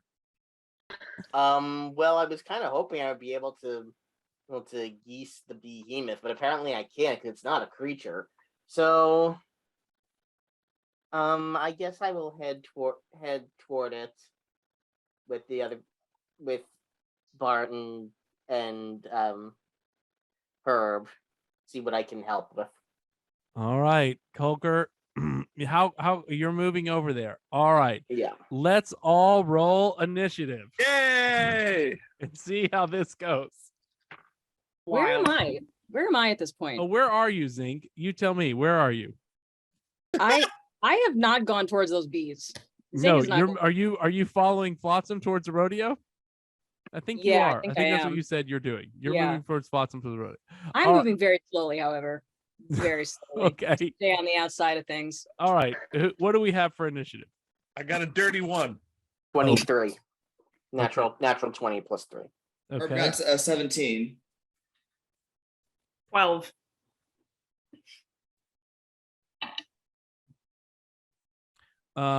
Okay, Talia 12. All right, so we have Herb 23, Coker 23, Herb 17, Talia 12, Bart 1, Amphitre, you're still there. Yep. All right. So the behemoth strikes first. The first thing the behemoth is going to do is it has a plus 55 on attacks. So it's going to get through. First, it realizes it attacks the first Bart, and it realizes that Bart is fake. And then it goes for the second Bart. It realizes that Bart is fake, and it goes for the third Bart inside the granary, and it realizes that Bart is fake. So its 3 attacks were taken out on the Bart. It's able to travel that quickly in one attack to all 3 locations? It has 40 feet speed. Its reach is 40 feet by 40 feet with a 25-foot thing. So yeah, it can do it. It's a bee, so it's very fast. Okay, Coker, what are you gonna do? This was a mistake. I fly away. I head toward the rodeo. You immediately retreat. Run away. Run away. I don't blame you. All right, Invisible Coker Herb, what has are you grown gonna on do? me, to be honest. I'm gonna bypass Amphitre and go into the granary. Wow. All right. So you are, and what is your, yep, you can do that. So you move past Amphitre into the granary. When you move into the granary, what you're going to see is a lot of different weapons. You're going to see sort of magical swords and battle axes, different bashers, rapiers. Yeah, all sorts of these sort of things are inside this. So that's what you see as you come in. What are you doing, Bart? Where is the bee? The bee is most recently it attacked the Bart inside the granary. So I am to believe that it is inside the granary. That's right. Okay. So I'm going to teleport into Bart closest to Amphitre. Uh-huh. And then pick her up and start flying back. But the minute I see, I'm going to fly very low, right? So if I hear the tiniest buzz, I'm piecing out of there. And sorry if you're going to tumble, but I'm going to try. So like I'm going to pick her up and fly that way, fly back towards us. But if I hear a buzz, if I smell honey, if I just like imagine the Cheerios or something, like teeth. Talia, what are you doing? I'll see Bart rushing towards me. He goes right over your head. Yeah, I'm gonna follow them as close as I can. I'm gonna sprint beneath them. He just gets right over your head. So if you follow, do you mean you're gonna move on the next turn? You're just gonna hold your ground? I'm gonna use my action to take the dash action to run at the same way that Bart is running. We've got Amphitre. I don't need to attack. Okay, so with your dash action, I think you can move 60 feet. So you're gonna move you can dash all the way away from both of them. Boom. Yeah. Along with so it comes out, it realizes where you are, and it is going to try to go for you, Bart. I'm in the granary now. You're wait. So it starts to fly towards you. The minute it starts flying toward me, boom, I'm in the granary. You go to the granary, which means Amphitre drops to the ground. That's why I said low. I said low. Hold on.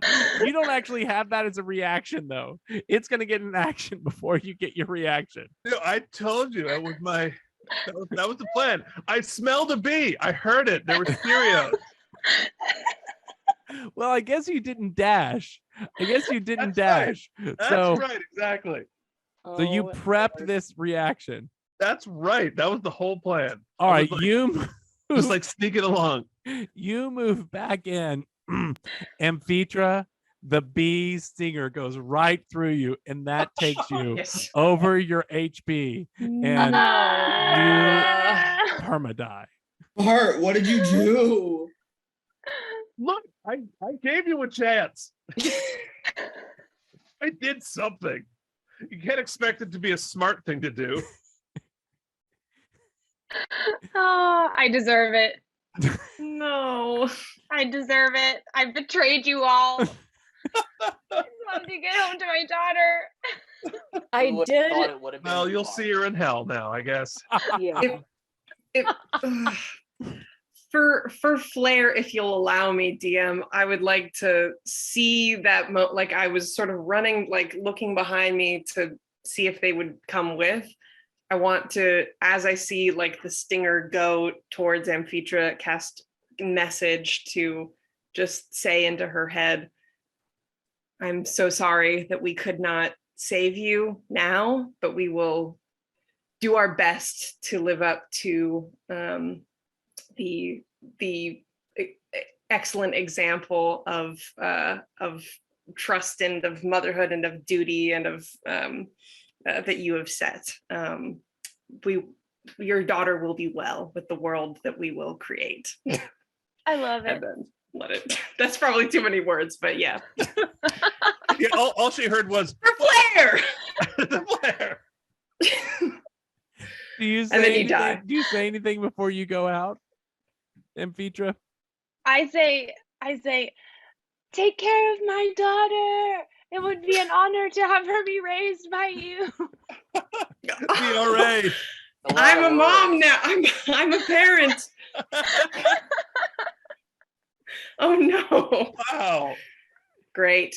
Your half-orc daughter you have player bestowed godparent. onto Talia. A single tear. A single tear. All right, you, Bart and Herb have found consecrated weapons in there. These are holy weapons that are consecrated and will have greater power inside a holy place. We've moved back into the rodeo where we're going to pick up, and we still have Molly joining us, even though she is joining us as a ghost now, a spirit that can watch but not participate. So you guys have all he brings you out to a sort of rodeo area. There's a stadium with a lot of dust in the ground, and still surviving we have the Yuan-Ti snake monster. We have the Gullen-Burstyn. We have the Birdman. We have King Arthur, we have Circe, we have Bart, Herb, Zinc, Talia, Coker, and Flotsam, as well as the Praying Mantis. That is who is still around. And did I grab something special from the granary? Yes, from the granary. Yes, sorry. Before you, yes, thank you. Before you went through the granary, you do have, you can each grab one weapon. I'm going to tell you what they had. There was a consecrated battle axe, a consecrated blade, a consecrated great scimitar, a consecrated longsword, a consecrated mace, a consecrated whip. Which one of those did you want to grab, Bart? Well, the mace is closest to a hammer, closest to a basher. Yes, the consecrated mace. This mace, made of pure platinum, has been consecrated with divine magic and exudes radiant energy. Attacks with this mace deal an additional 2d6 radiant damage, and that bonus increases to 4d6 when attacking a fiend or undead. Additionally, the mace holds 6 charges, and upon hitting a creature with an attack, you can use a bonus action to release a spell through the mace into the creature you strike. The spells available are Bane, Inflict Wounds, Banishment, or Harm. Dang. Nice. You're gonna add that to my. I'm gonna add that to yours. And Rad. which one of worth those do you like, Herb? No boomerangs, eh? There was no consecrated boomerang, unfortunately. Funny. I'm going to. I'm feeling sneaky this round of the CULL, so I'm gonna grab the dagger. The blade? Oh, it was it was like a full blade. It wasn't like a little. There's a battle axe, a blade, a scimitar, a longsword, and a whip. Oh, ooh. Yeah, I was gonna say. Of course, you're gonna take the whip.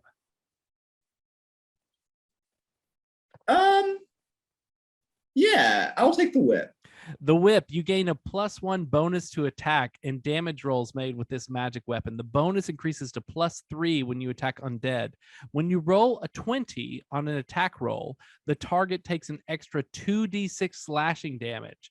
If the undead has 25 hit points or fewer after taking this damage, it is destroyed. Woo. And Okay. tell the truth. It's a pretty good whip. Pretty good whip. Whip it good. Pretty good. Don't know if whip. I'll use it, but yeah, it's cool. Whip. I also, Herb, just so you know, I added to you the leaves of wither. I saw. I read. Okay, great. Oh hell yeah! So you did get something. All right. So you yes. have been given the whip. All right. So we are all now in the rodeo. We're all there. And Jacob says, all right, it looks like we've got 1, 2, 3, 4, 5, 6, 7, 8, 9, 10, 11, 12 left. Still surviving. That is perfect. 12 is a perfect number of children. And one of you is going to have all 11 bow down to them. Who is going to go first? Bart! Bart's going to go first? I mean, he's not going to not go first. All right, Bart, you move into the ring. Now, okay. Now, before I go, yes. Of course, I have to bring the Bartats, and so all 4 of them are coming with you. So they're sitting, with everybody else cheering me on. Mm-hmm. Wink. Okay. So you jump on the bull, and the bull rushes out. As soon as it rushes out, it is bronking and it is turning you all over. You're going to take this number of bludgeoning damage equal to the creature's strength modifier.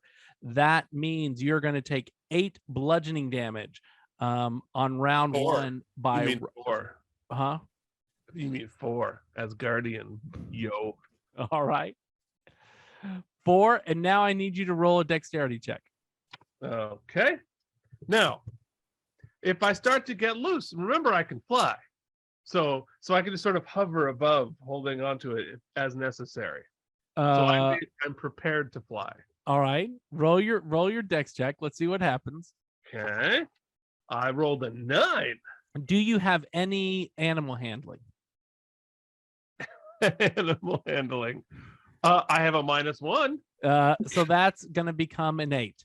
So that 8 does not work. That's already counting my -2 dexterity. So you are thrown off, but you're saying you're gonna reattach yourself.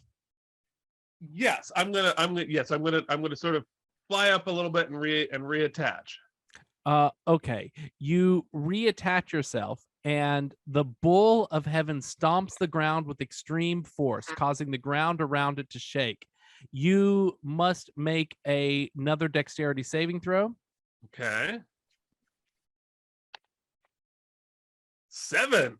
That does not work. You are now going to take bludgeoning damage. For you, it is half. You're going to take 13 bludgeoning damage. Ouch. So I guess I should have asked before. What is the objective here? Like, what? How long? I think the objective is how long you can stay on. Okay. All right. So here's what I'm gonna do. Mm-hmm. Boom, I'm gonna go sit down and let Ghost Bart ride the bull, but he's gonna be like, oh, this is so hard. Oh, I can barely hold on. I think as you sit down, the ghost Bart, because he is non-corporeal, it's clear that he moves in and out, and Jacob exclaims, 2 rounds for Bart the Basher. What? Gonna allow cheating? Who's next? I'm gonna take another try later. Bart moves back to his seat. King Arthur says, I believe I can go. And King Arthur gets on the bull. The bull starts bronking King Arthur. Arthur is moving. He survives. He takes a lot of damage, but he seems to stay on. He continues to take damage, but he also continues to stay on the bull. And he lasts and he lasts and he lasts, and then finally he is thrown off after surviving 6 rounds. Woo. King Arthur Pendragon comes back, beaten, his armor's bruised and dented, and Jacob says, who's next? Oh, Come on, Colker. Yeah. Do you take Colker, damage no matter what? you take damage every time he bronks you on it, and you can take damage if he stomps. So you cannot avoid damage by You by cannot riding. avoid damage. Interesting. Okay. I would like when I climb on, I cast Grasping Vine to tie myself to the Bronco. Ooh. All right, I'm going to give you advantage on all your dexterity checks.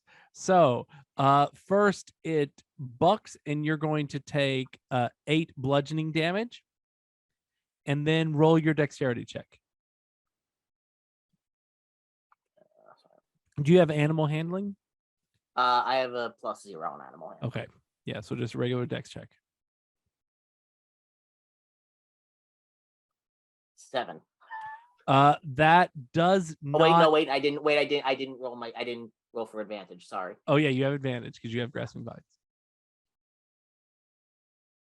22.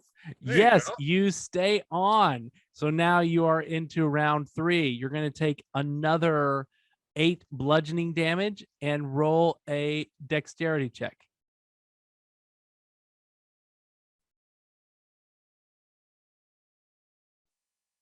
$21.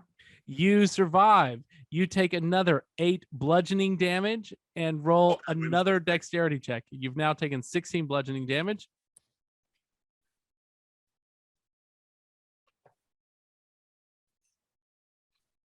$21.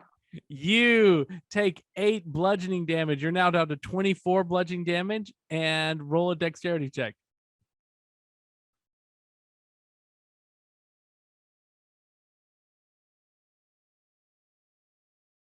$20. That survives. You take another 8 bludgeoning damage. You're now down to, what is that, 33 hit points? 33 hit points. 33 hit points, and roll a dexterity check.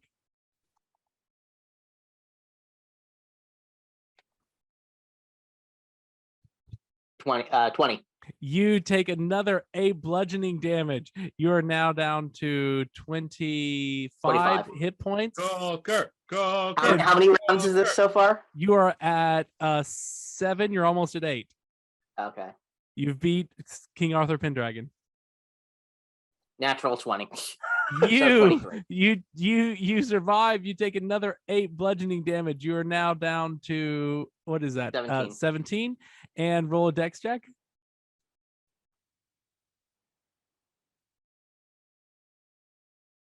19.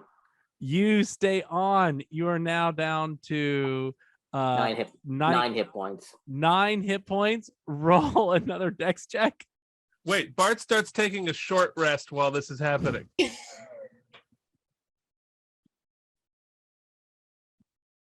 22. You survive. You're now down to 1 hit point, and I surrender. You've lasted 12 rounds. So you're gonna fly off? Yes. All right. You fly off away from the seats. Jacob, And I'd like to cast Greater Restoration on myself. Jacob applauds 12 rounds. We have a new champion. Coker is the one to beat. Who is next? Since no one speaks, the Praying Mantis moves down and gets on his back. The Praying Mantis rides, and after the 3rd round, the Praying Mantis is thrown off, at which point the Bull of Heaven gores it completely through. It's unable to get out of the ring in time, and the Praying Mantis is dead. Uh-oh. He should have prayed harder. Yeah, beat you to it. Jacob says, who's next? I'll try this. King Herb moves down. So before I get on though, I'm gonna take one of my pike weeds. I'm gonna breathe it in, and then I'm gonna go up to the bull and give it a little like kiss and shotgun it into its mouth. You're gonna shotgun a giant bull? Yes. Now, to all of us, it just appears that he's giving the bull a big kiss, right? Yeah. It could also, I don't know how the bull feels. It could also help me in other ways, but and so with this inhalation of the pikeweed, the creature must make a Constitution save DC 14. Not that hard, but all right, let's see. Its Constitution is a +5.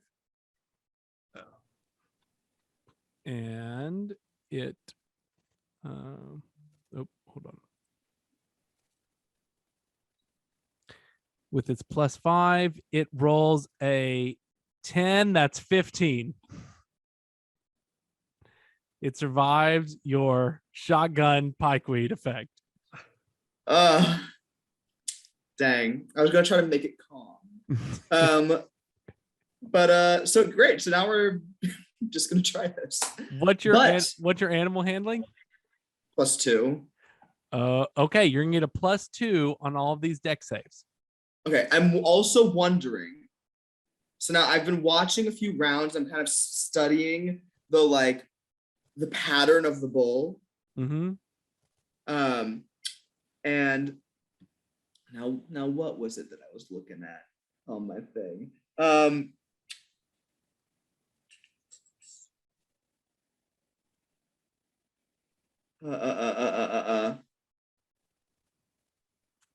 It says I can use a key point to dodge an action as a bonus action on my turn. Can I use that to brace with the bull? You want to use your key points to try to stay on. Yeah, to anticipate when it's gonna buck. I've been seeing its patterns of yeah, I'll give that. You have 6 key points, right? I have. Why does it look like this? Oh. I have 10 key points. Okay, you have 10 key points. Yep, you can use each one to. Let's say you can each one to add 2 points. Okay, great. So you've got animal handling. So you are going to do the first one. You're going to take 8 points of damage, and then I need you to roll a deck save. Okay. So 9 plus 17, 19. Okay, you stay on. That's 2 rounds. You take another 8 points of damage, and I need you to roll another deck save with +4.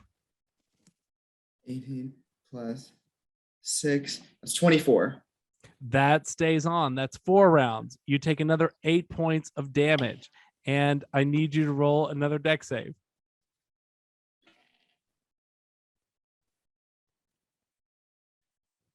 17. You stay on. Yes, you stay on. You just barely stay on. And I need you take another 8 points of damage. You've now stayed on for 6 rounds. I need you to roll another deck save. On the ground. Oh, we have the suspense. Okay. 24. You stay on. You take another 8 points of damage. You're at 8 rounds. I need you to roll another deck save. Okay. 24 again.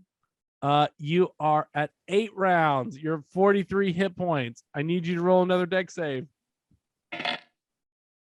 17 plus 6, 23 plus 27. 27 stays on. You're at 10 rounds. I need you to roll another deck save. You're at 35 hit points. You take another, 8. 18. 18 stays on. You're now at 12 rounds. You're at 27 hit points. You take another. Oh, but now but my key points are over now. Your key points are over. Okay.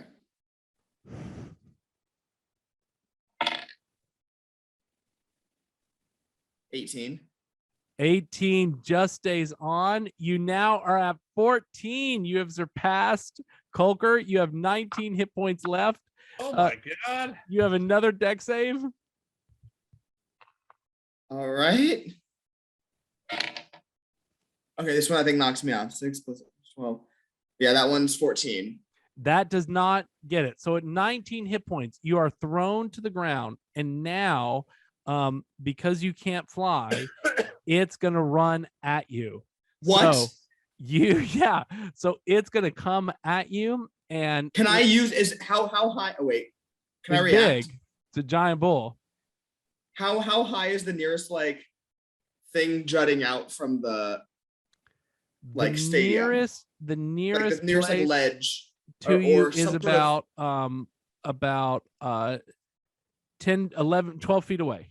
12 feet away. If I can, might I use my whip that I just got to onto Indiana a ledge or a banister of sorts and whoop. The whip. As you're thrown off, you're gonna try to whip and sort of grab it and go with it. Yeah, I'm gonna try like whip something right above me, from the Colosseum ledge of sorts. What and try to what is that? What does that sword have to hit? What's the to hit on it? My your consecrated whip. Yeah. I'm not seeing up to hit it. So I get a +1 bonus on attack and damage rolls. You might have to equip it in your inventory. Equip. Great. Oh, there we go. And then you should be able to use it as an action. So I think it's a +5. Okay, so roll a d20, give a +5. I'm gonna make this a DC 15.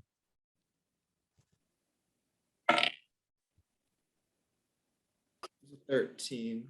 No, you do it. You don't quite make it, and the bull comes at you. It does a trampling charge, and you are knocked prone, and you're going to take 3d12 plus 5 damage. Oh no! Which is so Herb, you are right now at 19 hit points, and you are going to take 21 hit points. So it knocks you completely unconscious.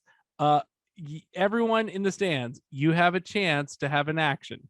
Does anyone do anything? All the fake Barts go around and they're rodeo clowns. How far am I from? How far is the bull from where I'm seated? You are about 25 feet from the bull. No, Okay. let's say because it just gored him. So I'm going to say you're a little closer than that, actually. You're now only about 15 feet from the bull. Okay, I cast geese on the bull Mhm. and command it to go in the other direction away from Herb's broken body. All right, so Bart and Kolker have moved the bull away from Herb's unconscious broken body. Zinc and Flotsam and Talia, do you do anything? How can I swoop down, cure wounds, and swoop back? Is that more than one action? How about swoop down, you, pick me up? You can't swoop back. You can swoop down. Well, yeah, actually, it's 15 feet. So I think you can swoop down, cure wounds, and swoop back. Because can I carry? I don't know if I can carry you. I would just. What does how much do you weigh, King Herb? Let's check. Why don't we that just would have be real Bart I mean, do my it? area armor is like 160 pounds. And my area armor is like an Iron Man suit, so I probably actually could.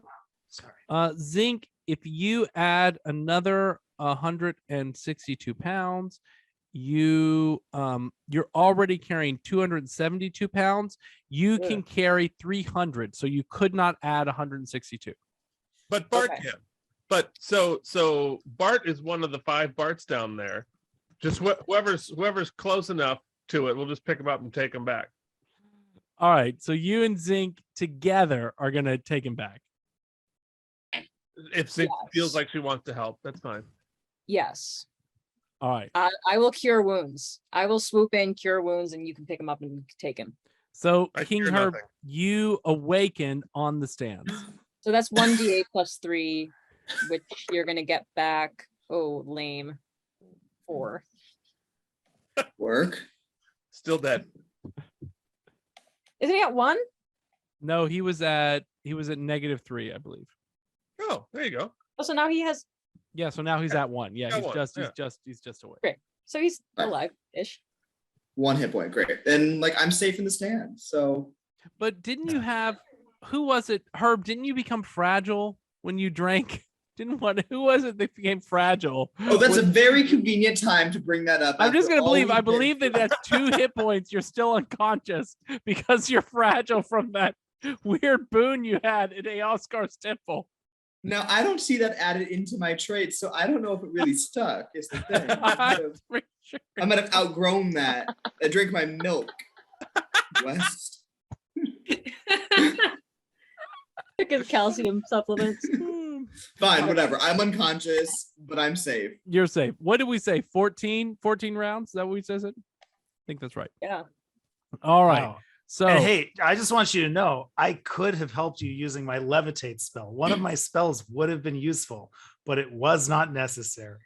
You get credit. I think while you're talking, Jacob overhears it and he says, "Flotsam, would you like to try?" Pass. Thanks. Who's next?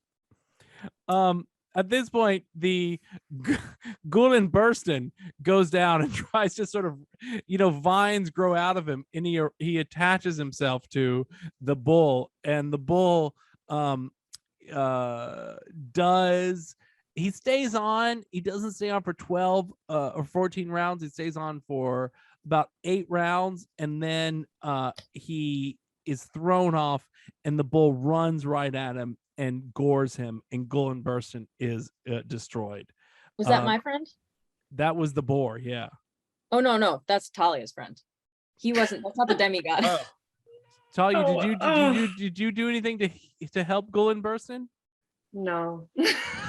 I mean, it's sad, but I was horribly as opposed to. Friend is a strong word. Talia just kept them from.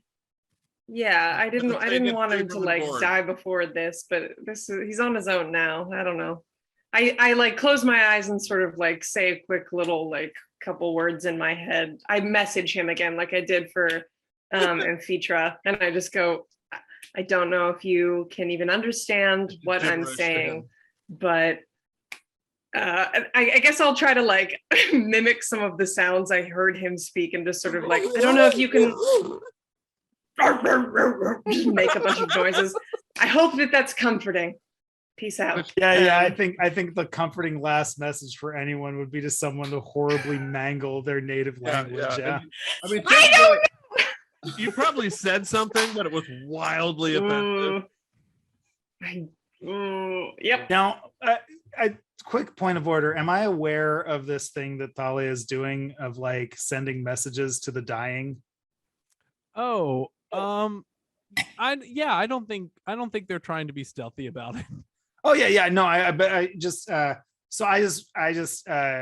lean over to Thalia. I assume we're like sort of in the same area of the stands. I'm like, hey, next time, very soon, when inevitably you guys get me killed again, I don't need that. You don't need to waste one of those on me. Thanks. I mean, it's a cantrip, so it's not really like wasting anything. So like, just in case you wanted, I'll be all good. But thank you. It's not like inspiring or anything for artistically. No. I've had a lot of time to think about what it is like to experience dying more than once, and you know what? I'm all full up. I'm good on that. Thank you. Cool, man. And then just sort of like turns. Yeah, jeez, I got wood. Can Bart go? No, Who's Bart can't go again. The Yuan-Ti goes now. It lasts for 12 rounds. It almost beats Kolker's, but it doesn't. It is knocked off. It is attacked, but it is strong enough to sort of attack it with its own serpent bite, and it gets back up to the round. Jacob says, all right, still remaining. We have Circe, we have Garudo, we have Zinc, and we have Talia. Who is next? Okay. I'll get up, and as I'm walking past Jacob to go to the bull, I have a medallion of thoughts. I'll expend one charge to detect thoughts on him. He's got to make a what is it? It's a oh god. I think it's a charisma saving throw. Jacob does. Oh no, it's a yeah. Well, this is happening. Bart is dressing up as Shakira to try to sneak back into the competition.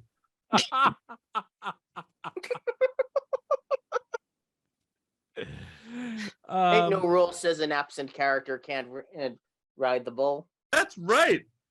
He does not succeed on that charisma check, so you are able to read his thoughts. What's he thinking? What's up in that little brain?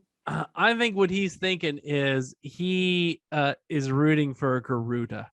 You see in his mind that he believes Garuda might be his favorite child. Awesome. Root for the home team. Cool. I'll go and jump on the bull. All right, you get on the bull. He starts bucking. You are first going to take 8 points of damage, and then Talia, I need you to roll a dex save. I get to add animal handling to this, yes? You get to add your animal handling, yep. Okay, cool. Let's see. Okay, that is a dirty 20. You survive. You take another 8 points of damage, and roll a dex save. Great. Okay, that is an 11. No, after 4 and 85 hit points, you are thrown off. When you are thrown off, he immediately runs at you, and as he runs at you, he is going to get his attack. He gets a gore action, which is a +10 to hit, which is going to do 3d12 plus 5. That is going to get that is going to be 29 points of damage on you, and then I need you to roll Constitution saving throw. Oh my god. 29 damage. Great. Okay, that is a 23. All right, you survived that Constitution saving throw. Now it's your move. What are you going to do? You've been thrown off your last 6 rounds.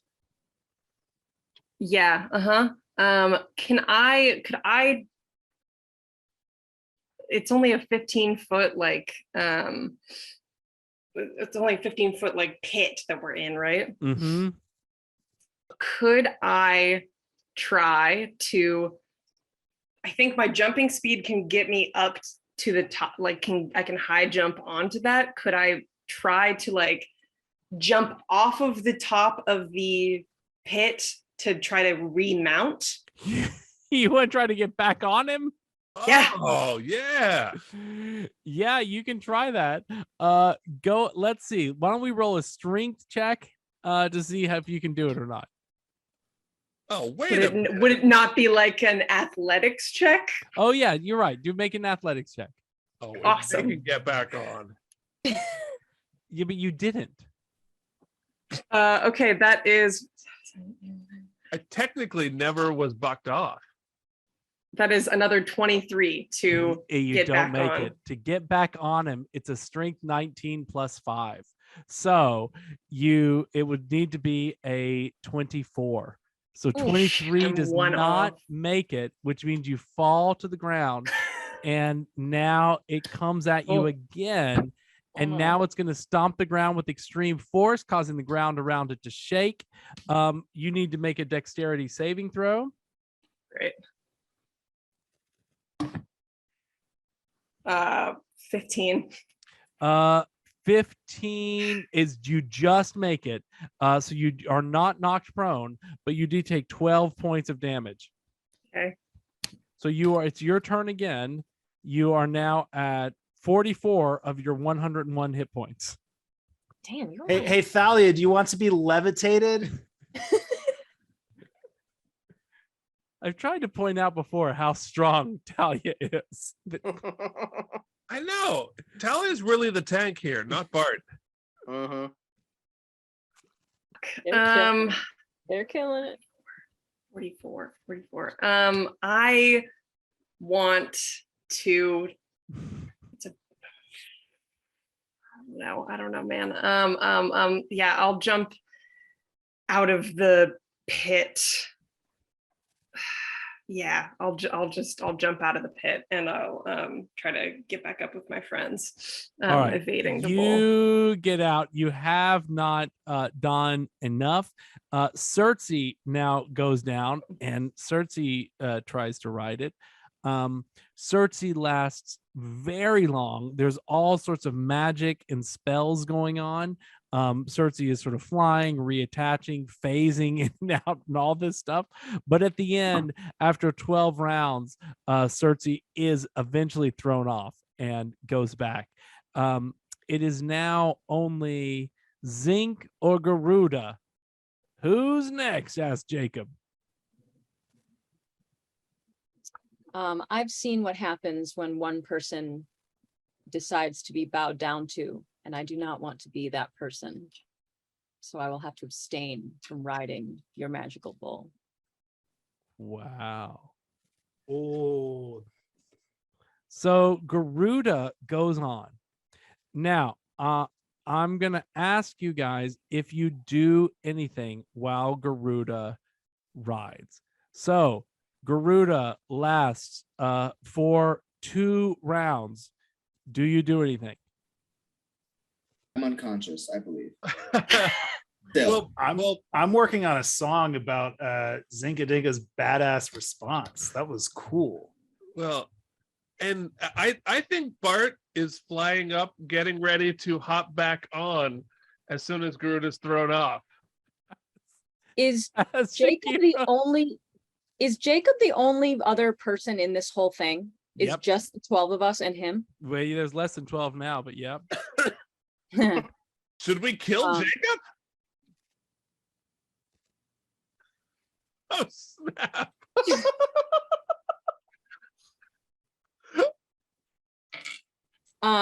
It would not be out of character for us. No, it certainly wouldn't.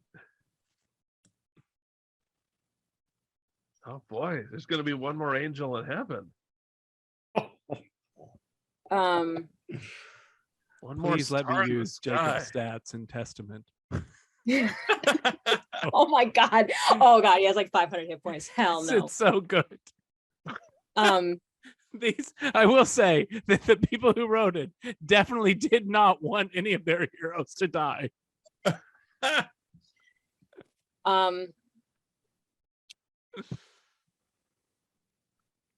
How persuadable is he? Is he like persuadable to flattery? Jacob? Yeah. I would say you have a sense that he could be flattered. By now it has gone 4 rounds. 4 rounds with Garuda. Anyone doing anything? Wait, so remind me what happens at the end of this. We all have to bow down to Kolker or Garuda. Whoever lasts the most rounds is going to be given the coat of ascendancy from the chest, which we already have, so we don't really care about that as much. Well, none of y'all know that we have it except for Yeah. Talia. Right. Yeah. And there's a glyph of warding on the trunk. Oh, he's lasted 6 right. rounds. 6 rounds now. All right, this is all gonna go. Do you think through. Jacob would be interested in a song about him and his sons? So how's my short rest going? Is there enough time for me to have finished my short rest? No. Do you have that song ready, Brandon? Do I have the song? You've got an instrument in your hand, so yeah. Oh yeah, that's just my comfort instrument. I inspiration. I'm practicing something new. It's like I don't know if Jacob would be interested though. We are bound to Kolker now. He's lasted 8 rounds. Is anyone doing anything? Well, Bart's hovering above, getting ready to take his to finish his ride. 10 rounds. I'm going to turn to Jacob and say, you want us to bow down to a demigod? I don't think we can let him win, right? Well, that's why I'm trying to. Jacob, All you right, want us I'm to gonna- bow I'm down gonna- to a demi. Hold on, Jacob. Listen, Yeah. you want us to bow down to a demigod? Whoever wins will be the most worthy of all my children. I thought that there was demigod. I thought there was only one god that you liked. Right. Yeah, that's Yeah. right. Very These are all confusing. my children. I don't know what you mean about demigods. Clearly, this bird man is from my own loins. Me and Leah. All right. Great wait. use of loins. He's think lasted that he 10 wants- rounds now. I think Can he I give wants to bardic take over. inspiration to the bull?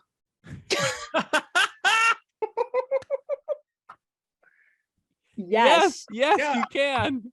I think that, yeah, that's the thing I think we can't let this person win.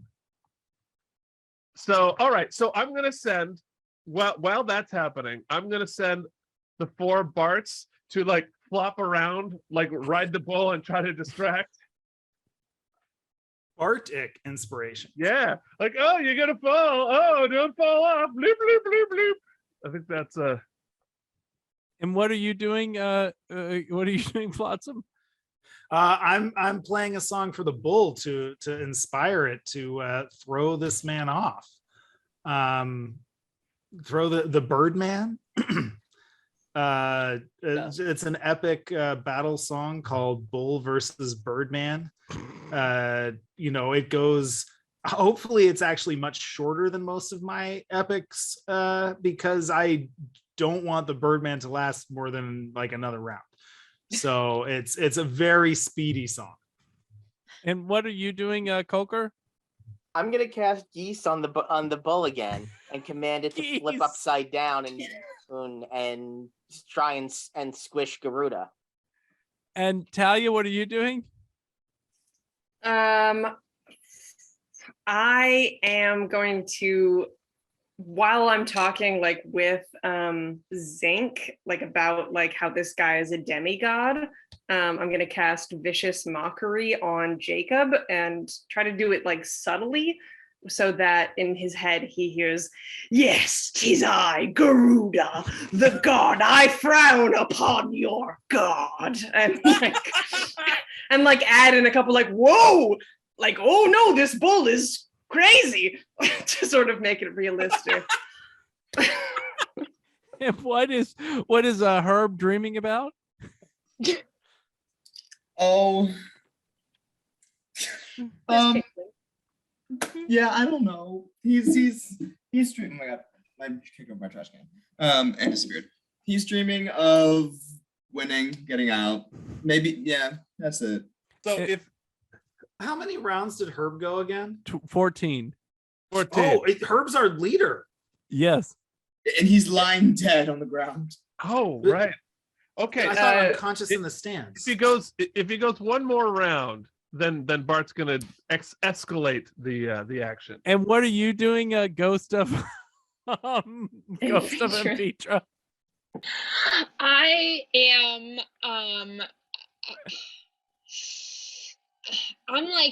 I'm trying to get this animal to like throw this guy off, because I feel my soul can't rest until I help these people, and I am trying to make the bull through animal friendship try and throw the bird off. So I think the bull actually jumps upside down on the geese and smashes Garuda underneath it and turns over. Garuda takes a lot of damage. He is not killed, but Jacob says, "King Herb, my son, my son." And he comes up and he heals you and you come to life. And he says, "Everyone, you must bow down to the great King Herb. This is the champion. This is the one who holds the glory. Let's go back to the house where I can give him the Technicolor Dreamcoat." Yay! I start a round of applause for myself. You all Do I get anything for coming in second? Oh, I don't know if we go back to the house. There is I don't know no if Zink's second. gonna go back to the house. So Joseph, Is this good? I'm still not quite following the competition aspect. Jacob starts walking back to away from the stadium towards the house. What do the rest of you do? I'm gonna out, guys. I say we run. I'm gonna go back to the house. Well, we got to find this like cave, right? That's the other way out, correct? Yeah. We have to find the election cave, right? Yeah, I think. Why is no one coming to my party? Because just trust me on this one. It's not gonna be a big party. I think there's a way for more than two of us to get through this round. I just need somewhere where listening, interested. We already have the party favor. It's okay. Don't worry about it. We've got one of the keys already, but I think that there is a way that most of us, at least now that Amphitre is in the astral plane, can get through and get to this next level. But I'm I think not exactly following what you're saying. And then I'm we've got happy to be turned to stone again and carried via pocket into the next level. That is fine. Wait, let's all get into the bag of holding. We've got someone who can piggyback upon portals here, so they don't need to be the one to go through any of the portals. They just need to piggyback upon one of the portals. Zink. We've got someone who can send an astral projection of themselves, Bart, along into the portal, technically not being another person, and then snap themselves up through the portal. I think that could work. And then for my name to come up. And then we've got a bag of holding with your name on it. Flotsam. I think if we all climb into the bag of holding, because we have proven that what's in the bag of holding that we can take survives the next ascension. If we incapacitate people and put them into we can go in there and play pinochle. Doesn't matter. Well, I think we know that someone can be like out and in the bag of holding. I don't know about someone who is like actively cognizant of what's happening. But let's just test it. What's that?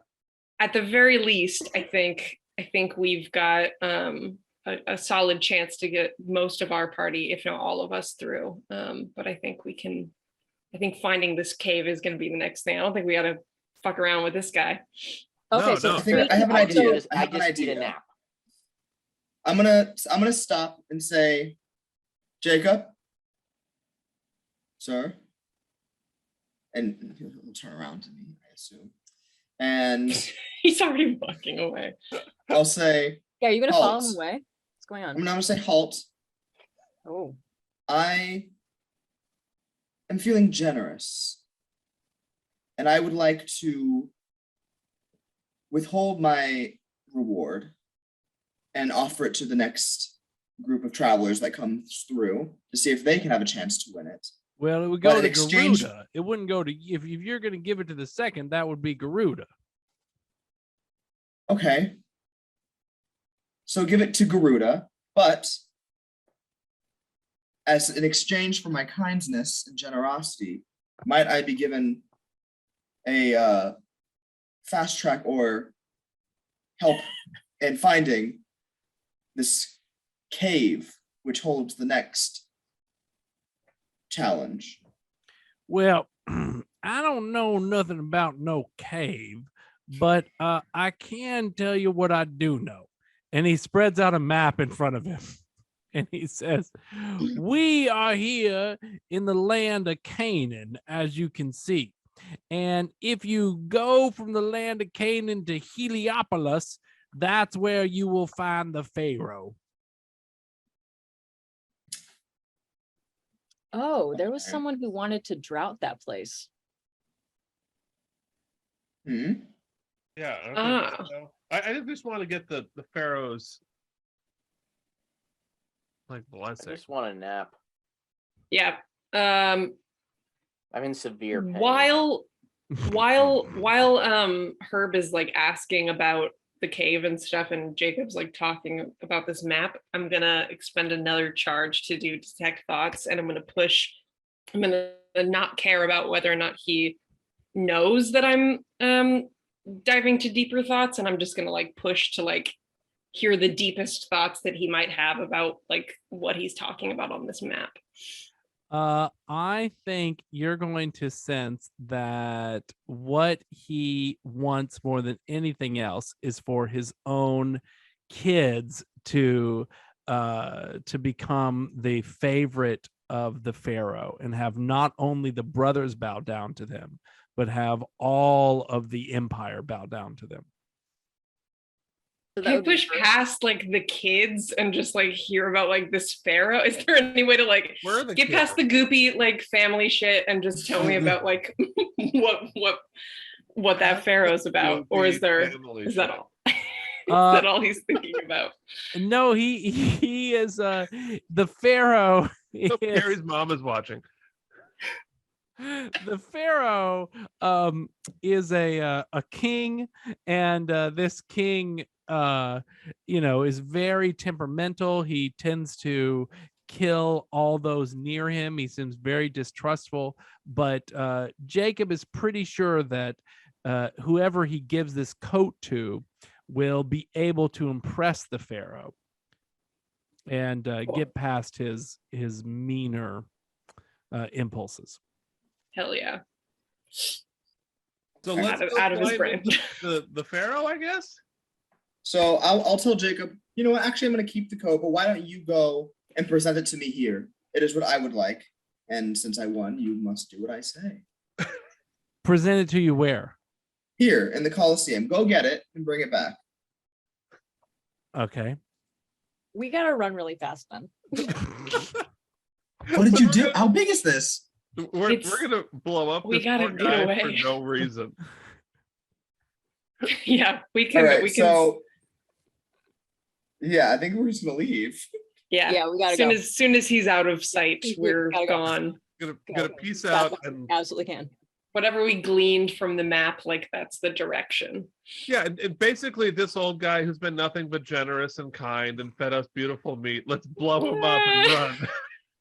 So Garuda, so going with him are King Arthur, Circe, Garuda, and the Yuan-Ti. They all sort of follow Jacob as he goes. You guys, however, are going to flee. Yeah. Yes, for sure. All right. Yep. And you're fleeing towards Heliopolis. Towards Elvis. All right. I know. That's where the cave is, Thank right? God someone knows. So as you head towards the king, you do start to move down towards Heliopolis. It takes you all get long rests. It takes you several days to get there. Heliopolis is a big city. It's a big, beautiful city. There's lots of wealth here. There's lots of pools here. Things like that. And as you arrive, there's sort of a great sort of public bath. And as you come into this public bath, there is an old friend there waiting for you. Let me see if I can get this set up so I can share this video with you. Did my glyph of warding work, by the way? I kind of want to Well, know. I don't think you're gonna know. Oh, we're not gonna know. Okay. It Right? wouldn't like sense when your spell had like discharged its energy. I'm gonna be disappointed not to know what horrible acid damage you did to that kind old man. I mean, how are you gonna know? No, I wouldn't know. I I don't wouldn't know know. You're where right. you're getting this like kind old man thing. That I Yeah, was getting he's real not a- bad vibes from He that gave guy. us barbecue and beer, Yeah. and he let me ride Real- the mechanical bull. Bart, you see the Cold best tea. in everybody. Yeah, that's It was inspiring. awesome. He gave us a place to sleep. He didn't help Amphitre when she was dying on his grounds. That's true. But Yeah. neither he did did we, not to have be anything fair. about Yeah, that. True, I did I'm walk Still right not past 100% everybody. sure who I that was is. the only but- one who tried That's all the right. flavor, Zinc- and I only Zinc is sort okay. of tried.